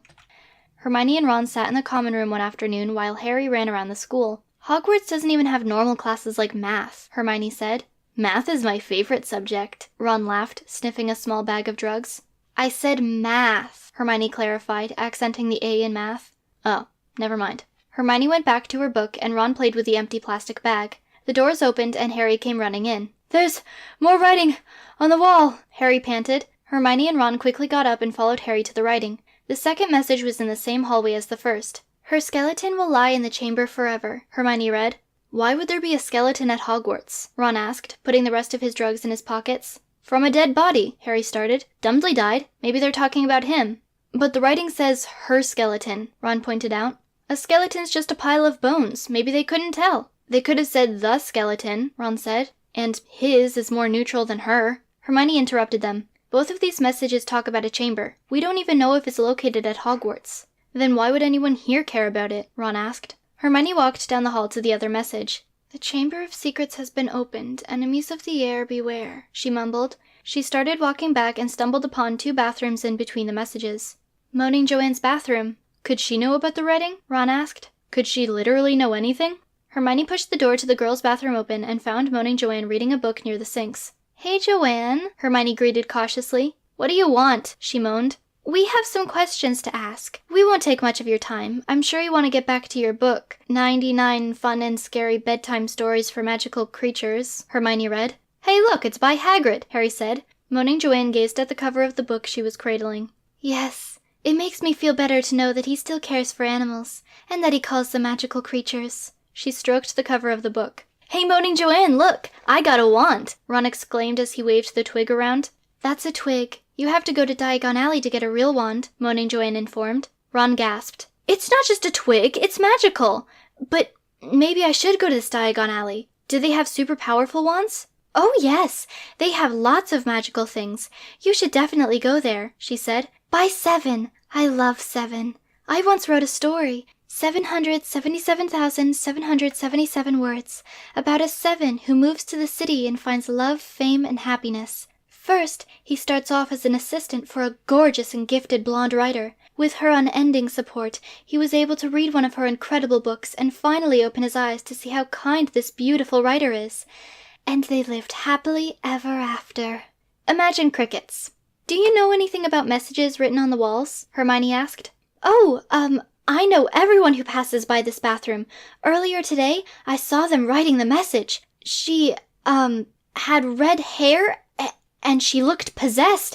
I think her name is Ginny." The 3 of them stared at Moaning Joanne suspiciously. "Ginny left Hogwarts weeks ago," Ron explained. "You got rid of Ginny?" Moaning Joanne screamed. "Great, now Harry's gonna die alone." "Wait, what?" Harry asked. "We didn't get rid of her. She doesn't believe in magic anymore, so she went home," Hermione explained. Moaning Joanne groaned as she looked down at the floor. Then her eyes widened. "Snake!" she screamed. Slithering towards them was a giant green snake with yellow eyes. "Don't look into his eyes!" Ron shouted as he took out his wand and pointed it at the snake. "I'm very aware," Moaning Joanne hissed as she backed into a corner. "Have no fear, citizens. I can speak Sneck," Harry reminded. "So can I," Ron exclaimed, waving his wand at the snake. Harry and Ron started hissing at the snake, and Moaning Joanne started sobbing. "The only thing that could make this worse is if there was a troll in here with us." "Why would there be a troll in a bathroom?" Hermione asked. Moaning Joanne sobbed harder. The snake came closer to Ron and Harry. They kept hissing, but the snake didn't stop. Soon, a student came running into the bathroom. He spoke to the snake in a calm voice and gave him a treat. The snake took the treat and allowed the student to hold him still. "We must have missed this one when we were recapturing the escaped snakes a while back. I'll have to wait for some of my biology friends to help me take him back downstairs." "Biology?" Moaning Joanne asked. "Yeah, I'm from Slytherin, the house of the biology students. We study snakes." Moaning Joanne started sobbing again, and Hermione patted her on the back to console her. "Have you seen those creepy messages on the wall?" the biology student asked. "I saw the second on my way here." "We were just asking Moaning Joanne about them," Harry said. "I confess," Moaning Joanne sobbed. "I wrote the messages." They all looked at her. "What? Why?" Hermione asked. "And what do they mean?" Ron asked. "Tell us the tales of your graffiti crimes, criminal," Harry demanded. "For weeks I waited for someone to write the first message. They never did. So I did. I had to move the plot along." "What plot?" Hermione asked impatiently. "You're going to jail, filthy scoundrel," Harry shouted. "I'm already in jail," Moaning Joanne sobbed. "I live in a bathroom. Everyone but you 3 avoids me, and this world is not the one I dreamt of." "I found a tunnel." The 4 of them moved their gazes to the biology student who was on the floor and looking around one of the sinks. "Moaning Joanne," Ron started, "why is there a secret tunnel in your bathroom?" "I could tell you, or you could see for yourselves." "Go in the tunnel," she nudged. "We are not going in there," Hermione stated. "You might seal the entrance as an attempt to kill us," Ron said. The biology student kept looking around the tunnel. "It's really dark in there." The biology student kept looking around the tunnel. "It's really dark and there's an infinite number of things and places it could lead to." The student looked in the tunnel. He couldn't see anything, so he got closer until he fell in. He screamed and everyone rushed over to the tunnel. "Bah!" "Are you okay?" Hermione asked into the darkness. "I think so. It's really dark. There's a little light from the bathroom, but I still can't see anything." He shuffled around the tunnel. "How's the snake doing?" Hermione gasped. "The snake? No one's restraining him." "Oh, don't worry," Ron said. "I drugged him a while ago." They looked at the sleeping snake. He's fine," Harry called down to the student. "We only have a couple basilisks. I'd hate for anything to happen to that one. Though I can't believe we missed this one. I was sure we had all of our rare snakes accounted for." There should only be a few rattlesnakes slithering around. You haven't found all of them? Hermione asked. We have a lot of snakes. It's hard to find all of them. He started talking about the process of finding all of the snakes as he walked deeper into the tunnel. His voice faded until they could barely hear him anymore. Not that he noticed. Biology student? Hermione called. Are you coming back? He didn't reply, and they tried to figure out what they should do next. Where does this tunnel go? To the place you need to be in. And probably a lot of danger for that young biology student, Moaning Joanne said. Trouble? Harry shouted before jumping into the tunnel. Reluctantly, Ron joined him. Hermione moaned but followed. The drop was many feet, and they landed in the darkness and heard a frightening snap. Please tell me that wasn't any of our bones, Hermione said. Not mine, Harry informed. Oh no! Ron shouted. What? Hermione asked. My wand broke, Ron answered gloomily. I guess I'll have to go to the forest and find a new one. Harry and Hermione both breathed sighs of relief. They stood up and discovered a narrow corridor that was lower than even a doorway. They walked forward with their hands out so they wouldn't run into any walls. The complete darkness and the small tunnel started to get to them. In every direction it was pitch black. I wish I could see, Ron said. Me too. I don't think we'll ever get out of this stupid tunnel, Hermione complained. We'll be fine, Harry assured as he led the group. We'll just find the biology student and leave. You mean we'll climb out of the hole in the ceiling way back there? Ron asked. He had pointed, but realized no one could see him. There could be an exit at the end of this tunnel, Harry reminded. Along with all the monsters that want to eat us, Hermione grumbled. And who knows how long this tunnel is? We could starve. If it was that long, then the other student would have turned back already, Harry reasoned. And how much land do you think Hogwarts has? Well, a monster might have gotten to him, or he tripped and fell, or he's still walking even now, not concerned with how long the tunnel may be, Ron suggested. He did leave a dangerous snake unattended so that he could open this tunnel and subsequently fall in. Just think of all the points we'll earn for Gryffindor, Harry said. If we survive, Hermione muttered. They kept walking and soon saw a light. Light! Ron exclaimed. Mud, are we dying? Harry asked. No, the end of the tunnel is near! Hermione started running. Ron and Harry hastily followed, and they were brought to a room. They walked in and saw a small room with a light bulb hanging from the ceiling. The walls of the empty room were made of yellow stone, and they had lots of spiderwebs in each corner. Spiders hung from the ceiling and walked across the floor. The floor was gray concrete with a thick layer of dust. There was a piece of paper on the ground that had its own layer of dust. Hermione picked up the paper and shook some of the dust off. She held it under the light. The paper had a picture of a green snake. An arrow pointed to the snake from the words, Serpent of Slytherin. Hermione showed the paper to Harry and Ron. They forgot the apostrophe in Slytherin, Harry pointed out, and they spelled it wrong. Looks like some water dripped onto it at some point, Ron said, noticing the spots on the paper. Hermione turned the picture over and found some more words. I live in the Chamber of Secrets, she read. Do you think this is why Moaning Joanne wanted us to go in the tunnel? I personally think she wants us dead, Ron answered. Well, someone left this paper, and it's nonsensical just like everything she says, Hermione said. I think she left it. Those long days sitting in the bathroom? Maybe she's gone mad and is dreaming of a magical world. But she's sad because she's somewhat attached to reality and knows this magical world doesn't exist. Then she tries to make it real by leaving things like this. Hermione remained quiet for a moment. Should we hold on to this or leave it? We should keep it, Harry said. Then we'll have something to show Moaning Joanne's future therapist. They looked around and saw a door. They left the room and found their way out of the basement. They climbed the stairs and remembered the biology student. We never found that citizen who was in trouble, Harry announced. I'm sure he's fine. We didn't find him, so he must have left just like we did, Hermione said. But then we just crawled through that dusty, spidery tunnel for nothing, Ron shouted. They won't give us any points for following an idiot into a tunnel. He's right, Harry said. We have to find that idiot, which means we need to go to Slytherin. Not again, Hermione groaned. First, they needed to close the dangerous tunnel. They began to search for a room with a teacher in it. As they searched, Ron took out his wand to view the damage. It was broken in half and was held together by only a weak strand of wood. Finally, they found someone. In their wand safety classroom, they found Lockhart sitting in a corner building some kind of fort with desks and chairs. He didn't notice them as they entered. Ron got some tape from the professor's desk and tried to fix his wand. Professor Lockhart? Hermione called as they stood in front of him. Ah! He screamed as he jolted backwards and backed away. He looked up at them and noticed it was just some students. Oh, bonjour, he greeted nervously in his terrible French accent. He watched Ron wrapping tape around his broken wand. Lovely baguette! Ron rolled his eyes and continued to fix his wand. Harry posed as a superhero. Dear citizen with authority at Hogwarts, there's a dark tunnel with a dangerous access point in Moaning Joanne's bathroom. A student fell in there earlier. Would you find someone to close it off? Lockhart didn't take any time to make his decision. No. Why not? Ron asked as he was getting tangled in the tape. Well, I can't. Je suis on my way to defeat a dangerous, villain. Yeah. Then I must bring several fish to la hospital. Harry sighed at Lockhart's stupidity. As Harry and Hermione helped Ron get the tape off of him, Lockhart walked towards the desk and swiped Ron's wand. The three of them walked to the door, and Ron remembered his wand. He stopped and backed up. He turned around and looked at Lockhart, who was standing nervously with his hands behind his back. Ron walked behind him and took his wand back. "Thief," Ron muttered before leaving the room. They didn't get far before they saw three burly, middle-aged men walking in the opposite direction. They passed by and made their way to Lockhart's room. Curious, they turned around and followed them. Stealthily, they peered into the doorway as the three men stalked around the room. Lockhart was hidden in his fort of desks. "You can't hide," the tallest one growled before taking a desk out of the fort. They saw Lockhart, and his two friends began to help disassemble the fort. "Come out of there," the fattest one demanded. The tallest one pulled him out of his hiding place by the collar and held him a foot off the ground. "Oh, hello, gentlemen.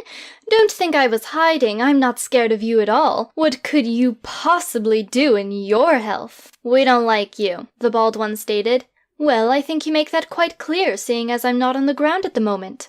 "Would you like to remind me of what you said about my steps?" the fattest one asked. "And what about my, how did you put it, ugly misshapen head?" the bald one asked. "Wow, you don't forget, do you?" Lockhart said. "You're like elephants, in more ways than one," he added. Lockhart gasped, and then quickly glanced around the room.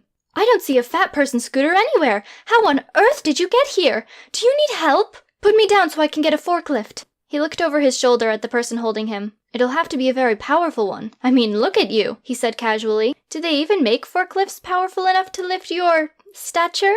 Though I have personally put a man on the moon, so anything's possible. Of course, I wasn't alive back then. I'm only 29. "I oughta whoop you into next Tuesday," the tallest one said. Lockhart chuckled. "Oh, silly simpletons. You cannot whoop someone into the future," he said, putting air quotes around whoop. "Whatever whoop means in your primal version of English. Besides, time travel is impossible as of yet. I would offer to tell you when it is possible, but I don't expect you to live to see next month in your horrid lifestyle. Frankly, I'm surprised to see you standing here before me." "All right, hold him down," the fattest one said. "Oh, please, as I said before, you brutes don't scare me. You look like you can't take 5 steps without using an inhaler. And besides, I took 3 long educational minutes of karate." McGonagall raced in without noticing the students. "My sixth sense! Violence! Bloodshed! Gore! I'll hold him down while you smack him, boys." "We should really help him," Harry said. Hermione shook his head. "He's dug his own grave." "And," Ron started, "I don't think there's much you can do to save him. He'll just say something stupid when you're not around." As Lockhart was raised off the ground, now by the surprisingly buff McGonagall's hand, Hagrid came to the rescue. He acknowledged the 3 students at the doorway by mouthing, "I got this." He passed by and approached the 3 burly men. "Hey, brothers," he said in a laid-back tone. "We shouldn't beat up this dude, man." "Hagrid," Hermione hissed. "They're not hippies." They couldn't tell if he heard her, but he continued his impression. "You should put 'em down, my dude." "Yes, place me on the floor if you would," Lockhart said. "I'm sure you've got a buffet to get to, and I've got to keep working on my palace. And then my song, Ode to Lockhart. Da da da da da da da. Come on, man. Violence isn't the answer," Hagrid coaxed. "Violence is always the answer," McGonagall screamed. "I've always wanted to beat up this bloke. Lockhart, I know you ate my sandwich. You left a signed review." "Nongenum Lockhart! Nongenum Lockhart!" he shrilled. "You'll never work here again, you cripple," the bald man growled. "You're mistaken. I'm not crippled," Lockhart replied, still terrified of McGonagall. "Not yet," she laughed. "Hagrid," Ron called in a whisper. "You're 7 feet tall. Intimidate them." He glanced back at them and nodded. "Come on, man," Hagrid began. "You wouldn't want me to get my peace shovel from my van, man. I'm all about keeping the peace, man. You know, brother, the end justifies the means in my book. Of course, that's figurative, 'cause I don't believe in paper books. You're killing the trees, man. I only read e-books." "What are you talking about?" the tallest one asked as he was aiming a first swing at Lockhart. "I'm saying we should leave this brother alone, man." "That is a horrible idea, and I dislike you now as well," McGonagall yelled. "All right, then. I'll just get my peace shovel." He pretended to pick up a shovel and then swung it around. "Whack, whack," he said. "Whack, whack, whack." The fattest one turned to his friends. "You reckon he's one of them violent hippies we heard about?" One of his companions looked uncomfortable at this prospect, while the tallest one looked put off. "Violent hippies aren't real, you little git." "Yes, they are," the bald one argued. "Hippies are fat and annoying," Lockhart started. "There's no way for them to be violent, much like you 3. "That's it!" the fattest one shouted. Harry had to think fast. He backed away and beckoned for Ron and Hermione to follow him into being completely hidden. "Hey, hippie man! Your axe is back from the cleaners!" "I've got it right here!" The tallest one changed his tune. "Violent hippie! The nice ones don't cut down trees! Why would they need axes?"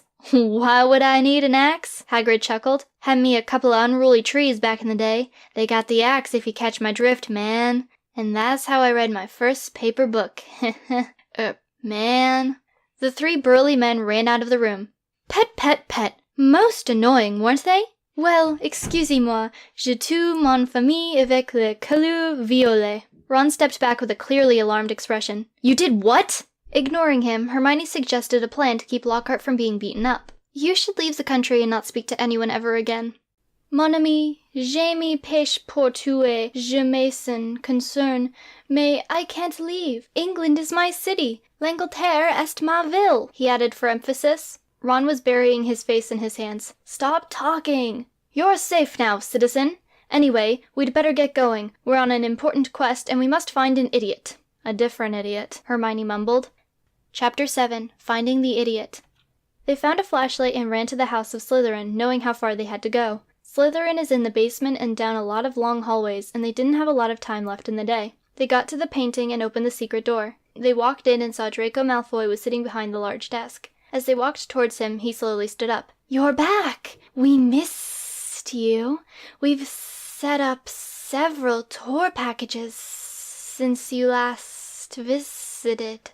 Ron decided he needed some drugs to get through this. He took a bag out of his pocket and inhaled the contents. He offered the bag to his friends, but they declined. Instead, Hermione tried to get out of the tour. "We're actually trying to find one of the students here. He has brown hair. It's kind of curly." "You must be more descriptive. There are many students with those traits." "Let me," Ron said as he took a step forward. "You guys are super studious. This student wasn't very bright." "Oh, yes! Extini anguis. We have no idea how he got into this program. Professor Snape has been trying to get rid of him since he got here. He's not studious, and he's not smart, though he does know a fair bit about snakes, so Headmaster Dumbledore won't force him to egress."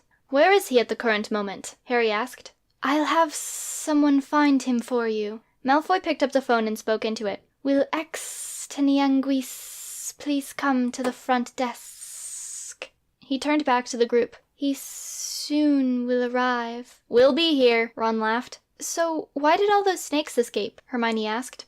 Malfoy sat back down and sighed. "Everyone wants to know how the snakes escaped. We don't know. It's impossible. They couldn't have traveled the distance they did." Hermione and Harry looked at Malfoy with curiosity. "Are you saying—" Harry started. Malfoy shot up from his chair and slammed his hands on the desk. "Foul play was involved. I know so." "Why would someone release and move a bunch of snakes?" Hermione asked as Malfoy sat back down. "I don't know. The even stranger part is that we can only suspect one of our own. We had no visitors, so the only students here were Slytherin students." "But doesn't everyone at Slytherin love snakes?" Harry asked. "Yes. That is why I do not understand why this happened." The phone started to ring, and Malfoy promptly answered. "Slytherin Snake Research and Habitats. This is Draco speaking." He nodded as he listened to the caller. "I'll send a team right away." He ended the call and dialed a number. He waited a moment for the person to answer. "Another basilisk was spotted. This one is on the first floor." He listened for a moment and then thanked them just before hanging up. "Anguis still hasn't arrived? Tisk, tisk. He should know better. We have entire classes about customer service." "Those are instead of our magic classes?" Hermione asked. "Yes," Malfoy replied. Extenuanguis strolled into the room wearing a lab coat. Malfoy gave him a disappointed glare which he ignored. Exteni instantly recognized Hermione, Ron, and Harry. Hey guys, what are you doing here? Ron stood up from being on the floor. We came to get points for— Hermione covered his mouth before he could finish his sentence. We came to see how you're doing. Yes, are you all right, Snake Citizen? And can we tell someone about this incident? I'm fine. It's a good thing there was an easy way out of that dark tunnel. Oh, and I guess you could tell Professor Snape about it if you really want to. Where is he? Hermione asked. I'll take you to him. Extony led the way through the many snake rooms. Each room had many habitats. Don't look in their eyes, Ron told Hermione. Or at their eyes in a mirror. We don't want you turning to stone and being conveniently gone for the rest of the year. Sounds like something moaning Joanne would let happen, Harry said. It sounds like something she would make happen if she could, Hermione answered. Extony brought them to a small office with a bunch of snake merchandise everywhere. There were snake trophies, snake plushies, snake t-shirts, snake figurines, snake posters, and a ton of variously sized rubber snakes. Every part of the room was either green or white. The desk was white and the walls were green. Gray stone lined the floor that rusty green filing cabinet sat upon. There were 2 green chairs in front of the desk, and Professor Snape sat in another green chair behind the desk. He slowly looked up from his papers, unhappy with his disturbance. Yes? Dear citizen, we would like to report our heroism in the rescue of this student, Harry said as he pointed to Extony. Extony's neutral face became an angry one. That's not what happened. I found my way out of the tunnel myself. Yeah, but we went in after you in case you didn't get out, Hermione argued. But you didn't rescue me. At all. Harry kept trying to get Gryffindor some points. We were going to, but we didn't need to. We didn't know that. Silence, Professor Snape yelled. Perhaps you should wait until danger is evident before you try to act heroic. But there could have been danger, Hermione argued. If you were there in that long, dark, dusty tunnel, then you'd give us a ton of points. And I'm sure there were a lot more terrible things hidden in the shadows, Harry added. You didn't actually save anyone, Snape insisted. If you think you did the right thing, then isn't that enough of an award? Not since I lost 50 points from Gryffindor at the beginning of the year, Hermione yelled. You did what? Harry shouted. Snape stood and acknowledged the door. Shouldn't you be getting back to Gryffindor Tower? It's getting late. Fine, we'll go, but just know you're both on my list. And you're not invited to my wand's funeral, Ron added noisily. Harry and Hermione dragged Ron out of the room and helped him stand up. They walked back down the longest hallway on their route. I thought you didn't care about the house cup, Harry said to Hermione. I don't, but I still think we should have gotten some points for going into that tunnel. They kept walking and Harry looked ahead at the long hallway. There has to be a shortcut for the students. Probably. I wonder if they'd tell us if we asked, Hermione replied. They walked until they started hearing the footsteps of another person in the hallway. Harry felt his forehead and then looked around the hallway. His eyes landed on some crates on the side of the hallway. He grabbed Hermione and Ron's wrists and pulled them behind the boxes. My spidey sense is tingling, he whispered. I'm sure they're no one. We can't be the only people who use this hallway, Hermione reasoned. Harry shook his head. A long, dark, empty hallway and ominous footsteps? We should at least try and find out who it is. Fine, she sighed. They watched as the person came closer and walked under one of the windows. Hermione and Harry's eyes widened as they saw who it was. He passed by and was far away by the time they decided to stand up. Tom Riddle, Hermione whispered. What's he doing here? Harry asked quietly as they watched him walk. They watched as Tom Riddle stopped. He turned around and walked towards them. Ah, you 3. I haven't seen you around since you visited me in the forest. What are you doing here in Slytherin? Hermione asked. I could ask you the same question. We have many reasons to do the things we do, and I have mine. Do you like snakes? Harry asked. Snakes. Such evil and complex creatures, he said fondly. That's a yes, Harry responded. I didn't say that. Come on, Tom, you did too, Harry replied. Are you going to the museum? Hermione asked. I know everything that I need to know for my duties, Tom answered. That's a no, Harry translated. That's not what I said. Are you a student? Hermione asked. That depends what you would call a student. I spend most of my time in the forest, yet I wouldn't call it home. Okay, it's almost night and you're here. You go to Slytherin, it's obvious. This whole indirect answering strategy isn't working for you. Have you tried lying? Harry asked. Tom Riddle gave an angry glare. Ron laughed. Remember when you were mad at us and then I drugged you and you fell asleep? And then we left you there? That was you, Tom Riddle yelled. I thought my cigarettes were at fault. He lit a 4th cigarette and got ready to fight. Uh-oh, Ron said as he picked up some of his drugs. As Tom leapt forward, Ron drugged him again. The 3 of them ran out of Slytherin. They got back to Gryffindor Tower and went to sleep. The sky was dark and the moon was high over Hogwarts. Everyone in Harry and Ron's dormitory had been asleep for hours. Strange noises started coming from outside that woke Harry. He sat up, put on his glasses, and looked to the window. He let out a sigh of relief when he saw nothing outside. He was about to take his black glasses off when he heard a louder noise. He watched someone climb up to the window. It was Dobby, and he was holding a shovel. Ron had started to wake up from the noise and saw Dobby staring at Harry with a creepy smile. Dobby started tapping the glass with the shovel. "Do you see him too?" Harry whispered after he noticed that Ron had woken up. "You mean it's not a drug hallucination?" Ron asked as he stared at Dobby. "Use your wand to make him go away," Harry shouted. "I can't. It might malfunction and backfire and do all sorts of terrible things. There could be slugs and beetles and rotten egg smoke." "Okay, I get it," Harry interrupted. "I wish I could have brought my wand this year." "We should hide," Ron suggested. "Where?" Harry asked. "The closet," Ron answered as he got out of bed. Harry picked up Hedwig and Rock and then followed Ron into the small room. Ron locked the door and they sat down. "Even if he breaks that glass, he won't be getting us." They stayed quiet and tried to listen to what Dobby was doing. The only sound was something squeaking. Harry looked around for the source of the sound. He moved some boxes and looked around the closet. "What are you doing?" Ron asked. "Looking for what's causing that squeaking. What else would I be doing? Looking for a lion?" "You already know who's squeaking. My rat Scabbers lives here. You met him last year, remember?" Ron took the blanket off of one of the boxes. He looked inside and noticed a hole in the bottom of the box. He must have chewed his way out. Ron looked around the closet and quickly found Scabbers. He picked him up and showed Harry. "Oh yeah, he's your pet?" "Yep. He's really boring and mean for a wizard rat, though." Scabbers made a short, sharp, low-pitched squeak and bit Ron's hand. With a yelp from Ron, Scabbers was placed on the ground. He scurried away and started to eat another box. "A wizard rat?" Harry asked. "He's a wizard in a rat's body." "Wow, that's so cool! Has he ever done any magic?" "No, I don't think he ever will since he's not being taught or anything. If he could have, he'd probably turn into a human and be a terrible person." They stayed in the closet for a while. Harry watched Hedwig hop away from Scabbers every time he came near, and Ron lied on the ground looking under the door, keeping watch over the dormitory. Dobby was making a lot of noise, but Ron couldn't see him. Harry held Rock in his hand and waited for Ron to figure out what Dobby was doing. They waited a while and then heard the door open. Ron watched as someone walked into the dormitory and went to the window. Ron tried to see, but he could only listen as he heard the person open the window. Harry stopped watching Hedwig and Scabbers and quietly listened with Ron. "Where have you been?" the man roared. "Dobby has been trying to protect someone," Dobby replied. "That is not in your job description, stupid elf. You are to work at the Malfoy residence at all times." "Dobby doesn't work for you anymore. Dobby got a sock." "A sock? The only socks you should care about are the ones you clean and fold."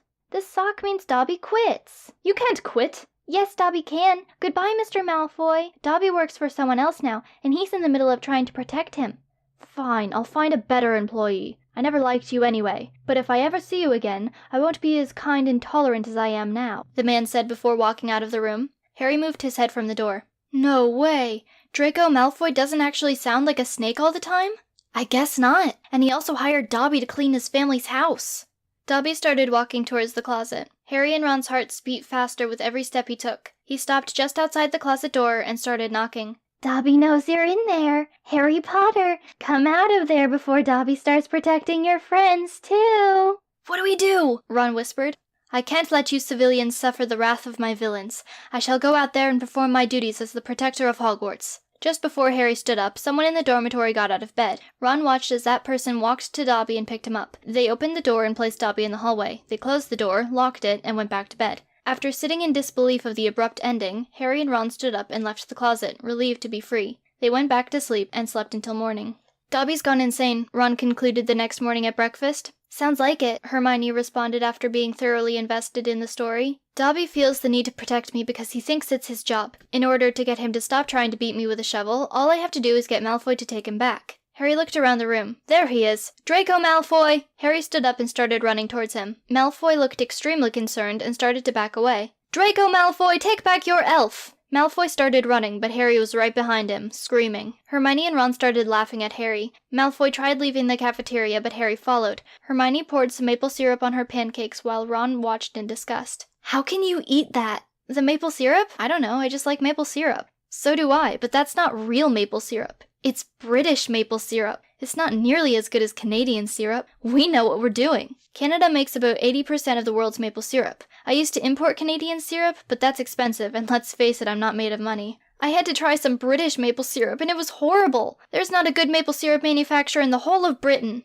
Hermione continued to eat her pancakes as Ron ranted. A few minutes later, Harry came back in. He walked to the table he was at before and sat down. "Perhaps I should have reminded you earlier," Hermione started, "but Dobby was trying to beat you with a shovel before he quit his job." "Oh yeah. Then how do I get rid of him?" Harry asked. "I don't think we can. We might just have to live with it," Ron sighed.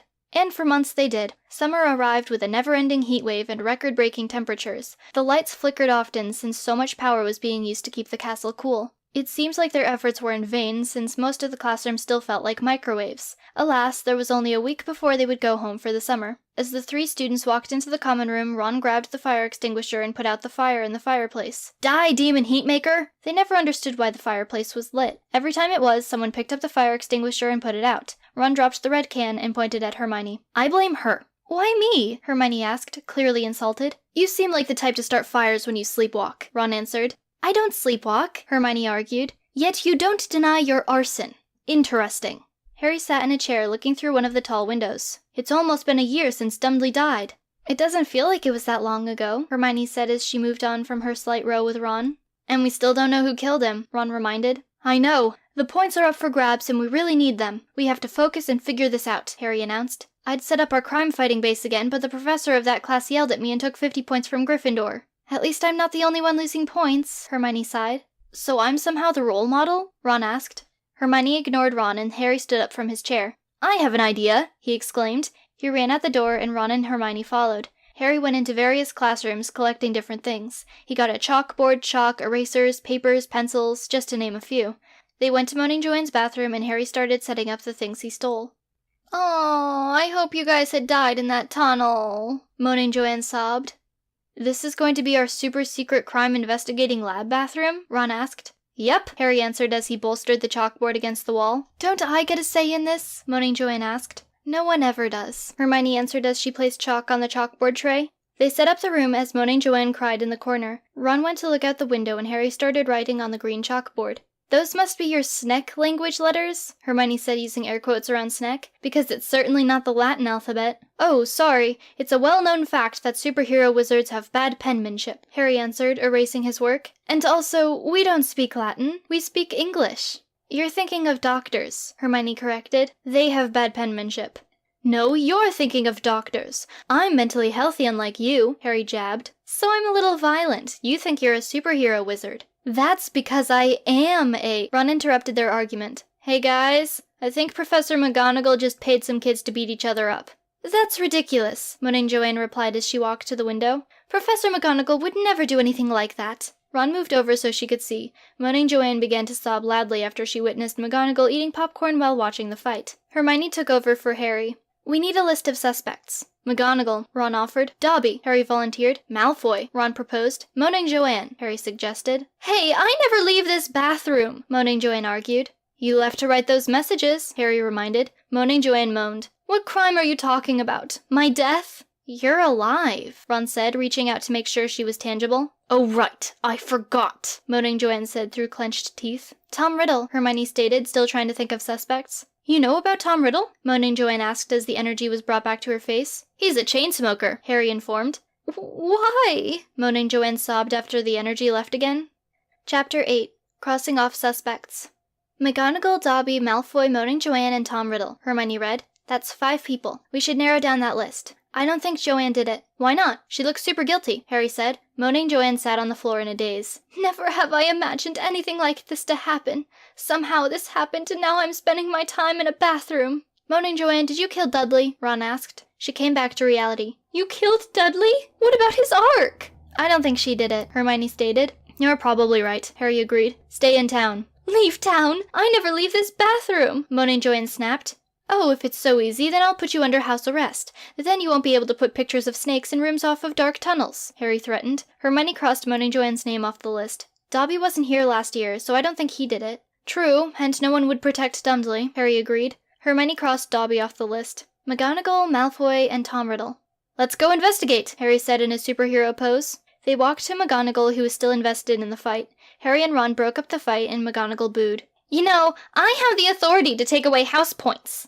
One of the students in the fight complained about their arm hurting and decided to go to the hospital wing. Don't forget to tell Madame Pomfrey that it was a McGonagall-related injury, injured citizen, Harry called. Before they could begin talking to the suspect, Ron pulled them back. Let's do good cop, bad cop, high cop. I call high cop, he whispered. Who else would do it? Hermione jeered. Well, we know who's bad cop, Harry said. Ahem, McGonagall yelled. What do you children want? We wants the stinking truth, ma'am, Ron bellowed. Miss McGonagall, Harry began, I am 100% sure that you are perfectly innocent of this minor mishap, but do you happen to know anything at all that would point us to Dudley's homicider? McGonagall stared at Harry with a blank, bored expression. Don't try to deny it. We'll get you to crack. You'll tell us everything. Then we'll eat cake, and while we lock you up in a prison forever, and laugh. Professor McGonagall, did you know Dudley Dursley? Hermione asked. Ah, yes. Dursley. Overweight but a determined fighter. Still, he's terrible at fighting. He started an amazing fight at the beginning of last year. Oh, hey! She exclaimed as she looked at Harry. You were the one fighting him! She glared at Hermione. And you were the one who ended the fight. I ought to punch you till you're crying in a corner. The three of them started running for McGonagall.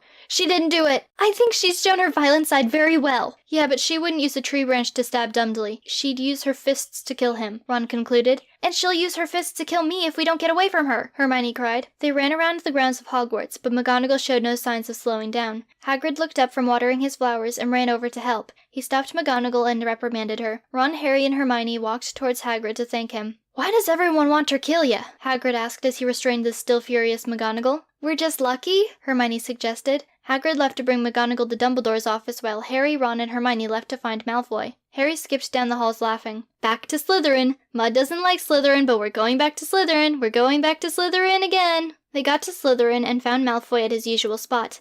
Back so soon?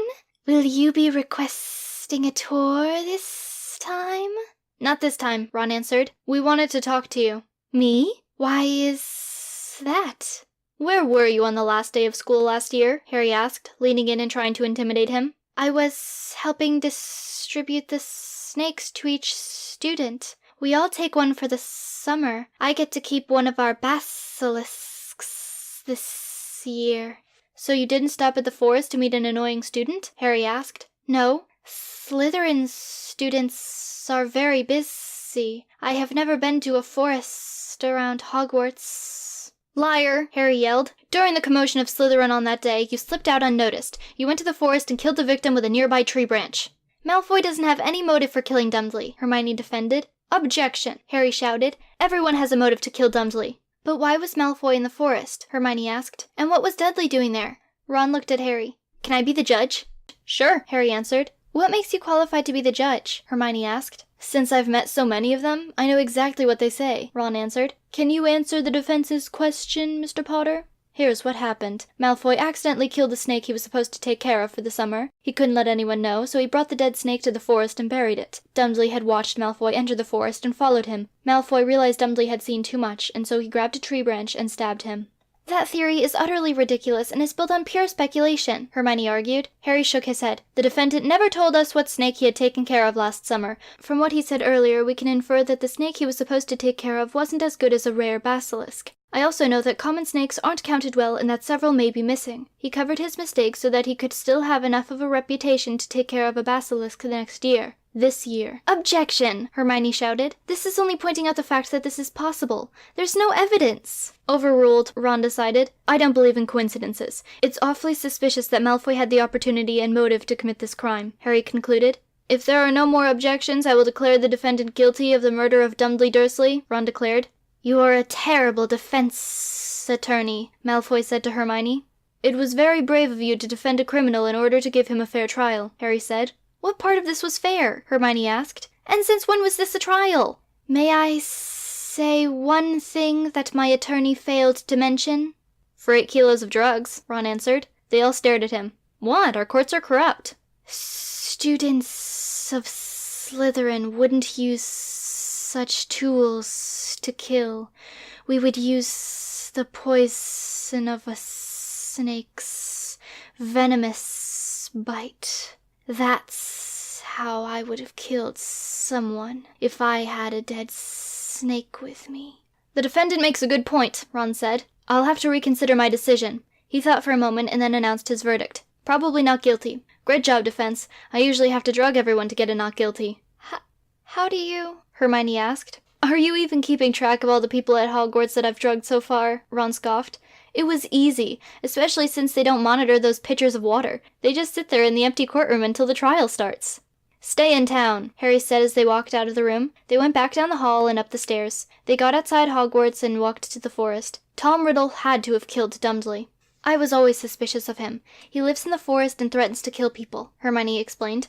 And he likes stabbing people, Ron added. How do you know that? Hermione asked. Because he tried to stab us the last time we met him, Ron answered. What? Don't worry, I have mad drug skills. He didn't stand a chance. Hagrid walked towards them. He caught up with them and got their attention. Professor Dumbledore needs to see ya. I'm innocent, I tells ya, Ron yelled. This time it isn't about just ya, Hagrid said. They followed Hagrid down the gargoyle corridor and into a large round room. Steps with archways led to an elevated portion of the room. A desk, chair, and perch sat on the elevated area. Bird toys hung around the room. As Hagrid walked to the desk, he had to hold the hanging toys out of his way. Harry, Hermione, and Ron were short enough to walk under most of the toys. A red and gold bird flew around the room from one place to another before going back to the perch near Dumbledore. Welcome, Dumbledore said as they climbed the steps. Careful on those steps. I've never liked them. Anyway, I've heard you three are looking into Dudley Dursley's murder. That's right, citizen. We even know who did it, Harry said in his best superhero pose. Already? Hagrid asked as the bird flew around the room again. Yeah, we've been talking to all our suspects, Hermione explained. We haven't actually talked to our prime suspect yet. Well, if you decide to talk to them, be careful, Dumbledore instructed. Don't put yourselves in danger. It's our job to keep our students safe. Then whose idea was it to hire McGonagall? Hermione asked. Ron took out a bag of drugs. We'll be fine as long as I'm there with my awesome forgot who I was talking to. The bird picked up a sword and kept flying around the room. The occupants of the room ducked as he flew over their heads. Fox, put that down, it's not a toy, Dumbledore scolded. The red bird flew a couple more feet and dropped the sword at Harry's feet. Dumbledore began to laugh. I guess he wants to give you a gift. That's the sword of Gryffindor. It's very dangerous, so be careful on your way to put it in a safe spot. You're giving him a sword? Hermione asked. Why not? I have too many things in here anyway, Dumbledore answered. You may leave now. And Harry, be very careful with that. Hagrid led them out and they went their separate ways. Instead of putting the sword in a safe spot, Harry, Hermione, and Ron ran to the forest. Ha ha, Harry laughed. Now we have a weapon. Tom Riddle won't stand a chance. They arrived at the forest and started to look for Tom Riddle. Guys, I'm going to start the funeral, Ron said as he held his broken wand and sat down on the ground. What funeral? Oh, right, Hermione said as Harry sat down next to him. She joined them and watched Ron take the tape off the twig. Hermione took the tape and put it in her pocket to throw away later. Ron put the twig on the ground. Too soon, he exhaled. I'd like to say a few words about Ron's first wand, Harry started. Is that its official name? Hermione asked. Yes, well, technically it's Ronald Weasley's first wand, but I thought I'd be a bit more casual, Harry answered. Anyway, I didn't get to know Ron's first wand very well, but I wish I did. I suppose with any death there will always be regrets.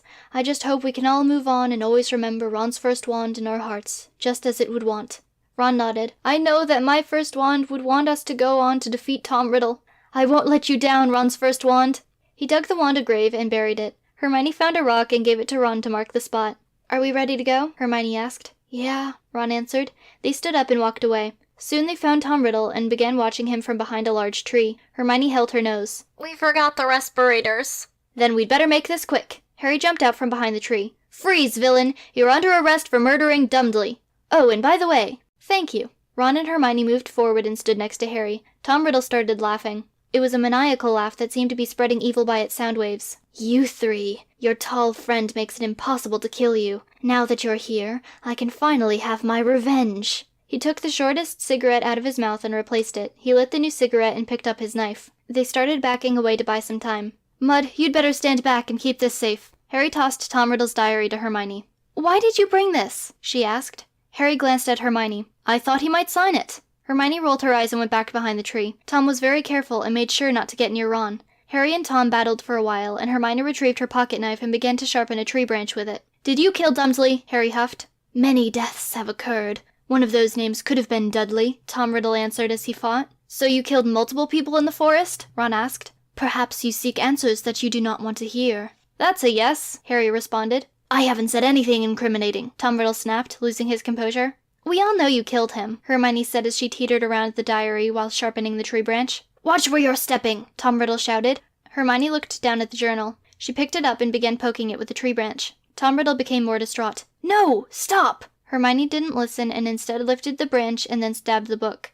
Tom Riddle lowered his knife. No! My journal! Harry jumped forward and knocked him over. Ron quickly shoved some drugs in his face, making Tom Riddle lose consciousness. Harry looked at the shish-kebabbed diary. Rest in peace, diary. Hermione smiled and picked up the book with the tree branch and waved it around. Now we found the secret. Tom Riddle has a weird attachment to this diary. Not sure why, seeing as it's just a cookbook. They dragged Tom Riddle to Hagrid's cabin while trying to figure out why the cookbook was so important to him. Maybe it's a family heirloom, Hermione guessed. Maybe the pages are laced with drugs, Ron suggested. Ooh, Harry exclaimed. Maybe the diary is actually a Horcrux that's keeping him attached to this world. Yeah, sure, Harry, Hermione laughed as she walked to Hagrid's door. She knocked and Hagrid answered. He quickly noticed the unconscious body. Hermione, what did you do? Fang came out of the small cabin and sniffed Tom Riddle. This is Dudley's killer, Hermione said as she pointed at Tom Riddle with the tree-branched diary. Hold on, Harry, you must have heard my name. Harry stopped playing air guitar and looked at them. Huh? Were you talking? I was writing my theme song in my head. Tom Riddle killed Dudley? Hagrid asked. And he tried to kill us, Harry added. He failed thanks to my amazing drug skills. Oh right, forgot who I was talking to again, Ron said. What do we do with him? Hermione asked as she held the tree branch. Professor McGonagall walked by and looked at Tom Riddle. Gnarly dead body, she exclaimed, holding out her thumb, pointer finger, and pinky on each hand in a heavy metal sort of way. I'll take care of this. You should probably get back to Gryffindor Tower, Hagrid said. They reluctantly agreed and left. They sat in the common room staring at the diary. It still had a tree branch going through it, and it was laying on the table in front of the fireplace. Maybe one of the pages had some actual secrets, Ron suggested. We did only check 3 of them, Harry reminded. Checking every page would take a long time, Hermione said. I've got time, Harry offered. I'll just be hiding in my house for the summer. Your aunt and uncle are still trying to kill you? Hermione asked. They're either trying to kill me or kidnap me. Basically, they hate me, my parents, and everyone who is at least similar to a wizard. Well, good luck, Ron said. They earned 100 points for Gryffindor for finding Dudley's killer, and they spent the rest of their time at Hogwarts trying to earn more points. The last day of school came, and they went to the house championship. The tables had silverware and silver plates for every student. When everyone was seated, lots of food was brought in. The tables were filled with colorful food. Soon the silver plates each had several different foods on them. Ahem, Dumbledore started. This year's new class has been a tremendous success, unlike our second-year students. Dumbledore shuddered. May I have the snare drum? One of the professors whispered something in his ear. Budget cuts? Oh well. This year's award goes to Ravenclaw. Ravenclaw students cheered while Hermione, Harry, and Ron got mad. We solved a murder! Harry shouted. And we crawled through a spider-infested tunnel, Ron added. I blame Snape, Hermione mumbled. I blame Dobby, Harry said. I blame Weasley's no-wheezes, Ron said. Advocating a drug-free lifestyle. It gets you all the points, he mumbled. Dumbledore sat down at the staff table and everyone started to eat their food.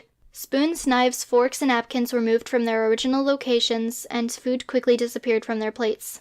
After they ate, Hermione, Ron, and Harry went to Gryffindor Tower to finish packing. Harry took Tom Riddle's diary and found a few lighters. The only other things he would bring were Rock, Hedwig, and some Hogwarts clothes. He hoped he could be more prepared the following year. The sun rose on another day, and they collected their things and boarded the train at Hogsmeade Station. With their second year concluded, they wondered what adventures would happen in their third. Many things had changed since the first day, and many events have happened. One rainy day during that year, someone had sat in Albus Dumbledore's office and spoke to him. I had a silly idea in the back of my head. I checked just to be sure, and it has led me to our long-awaited discovery.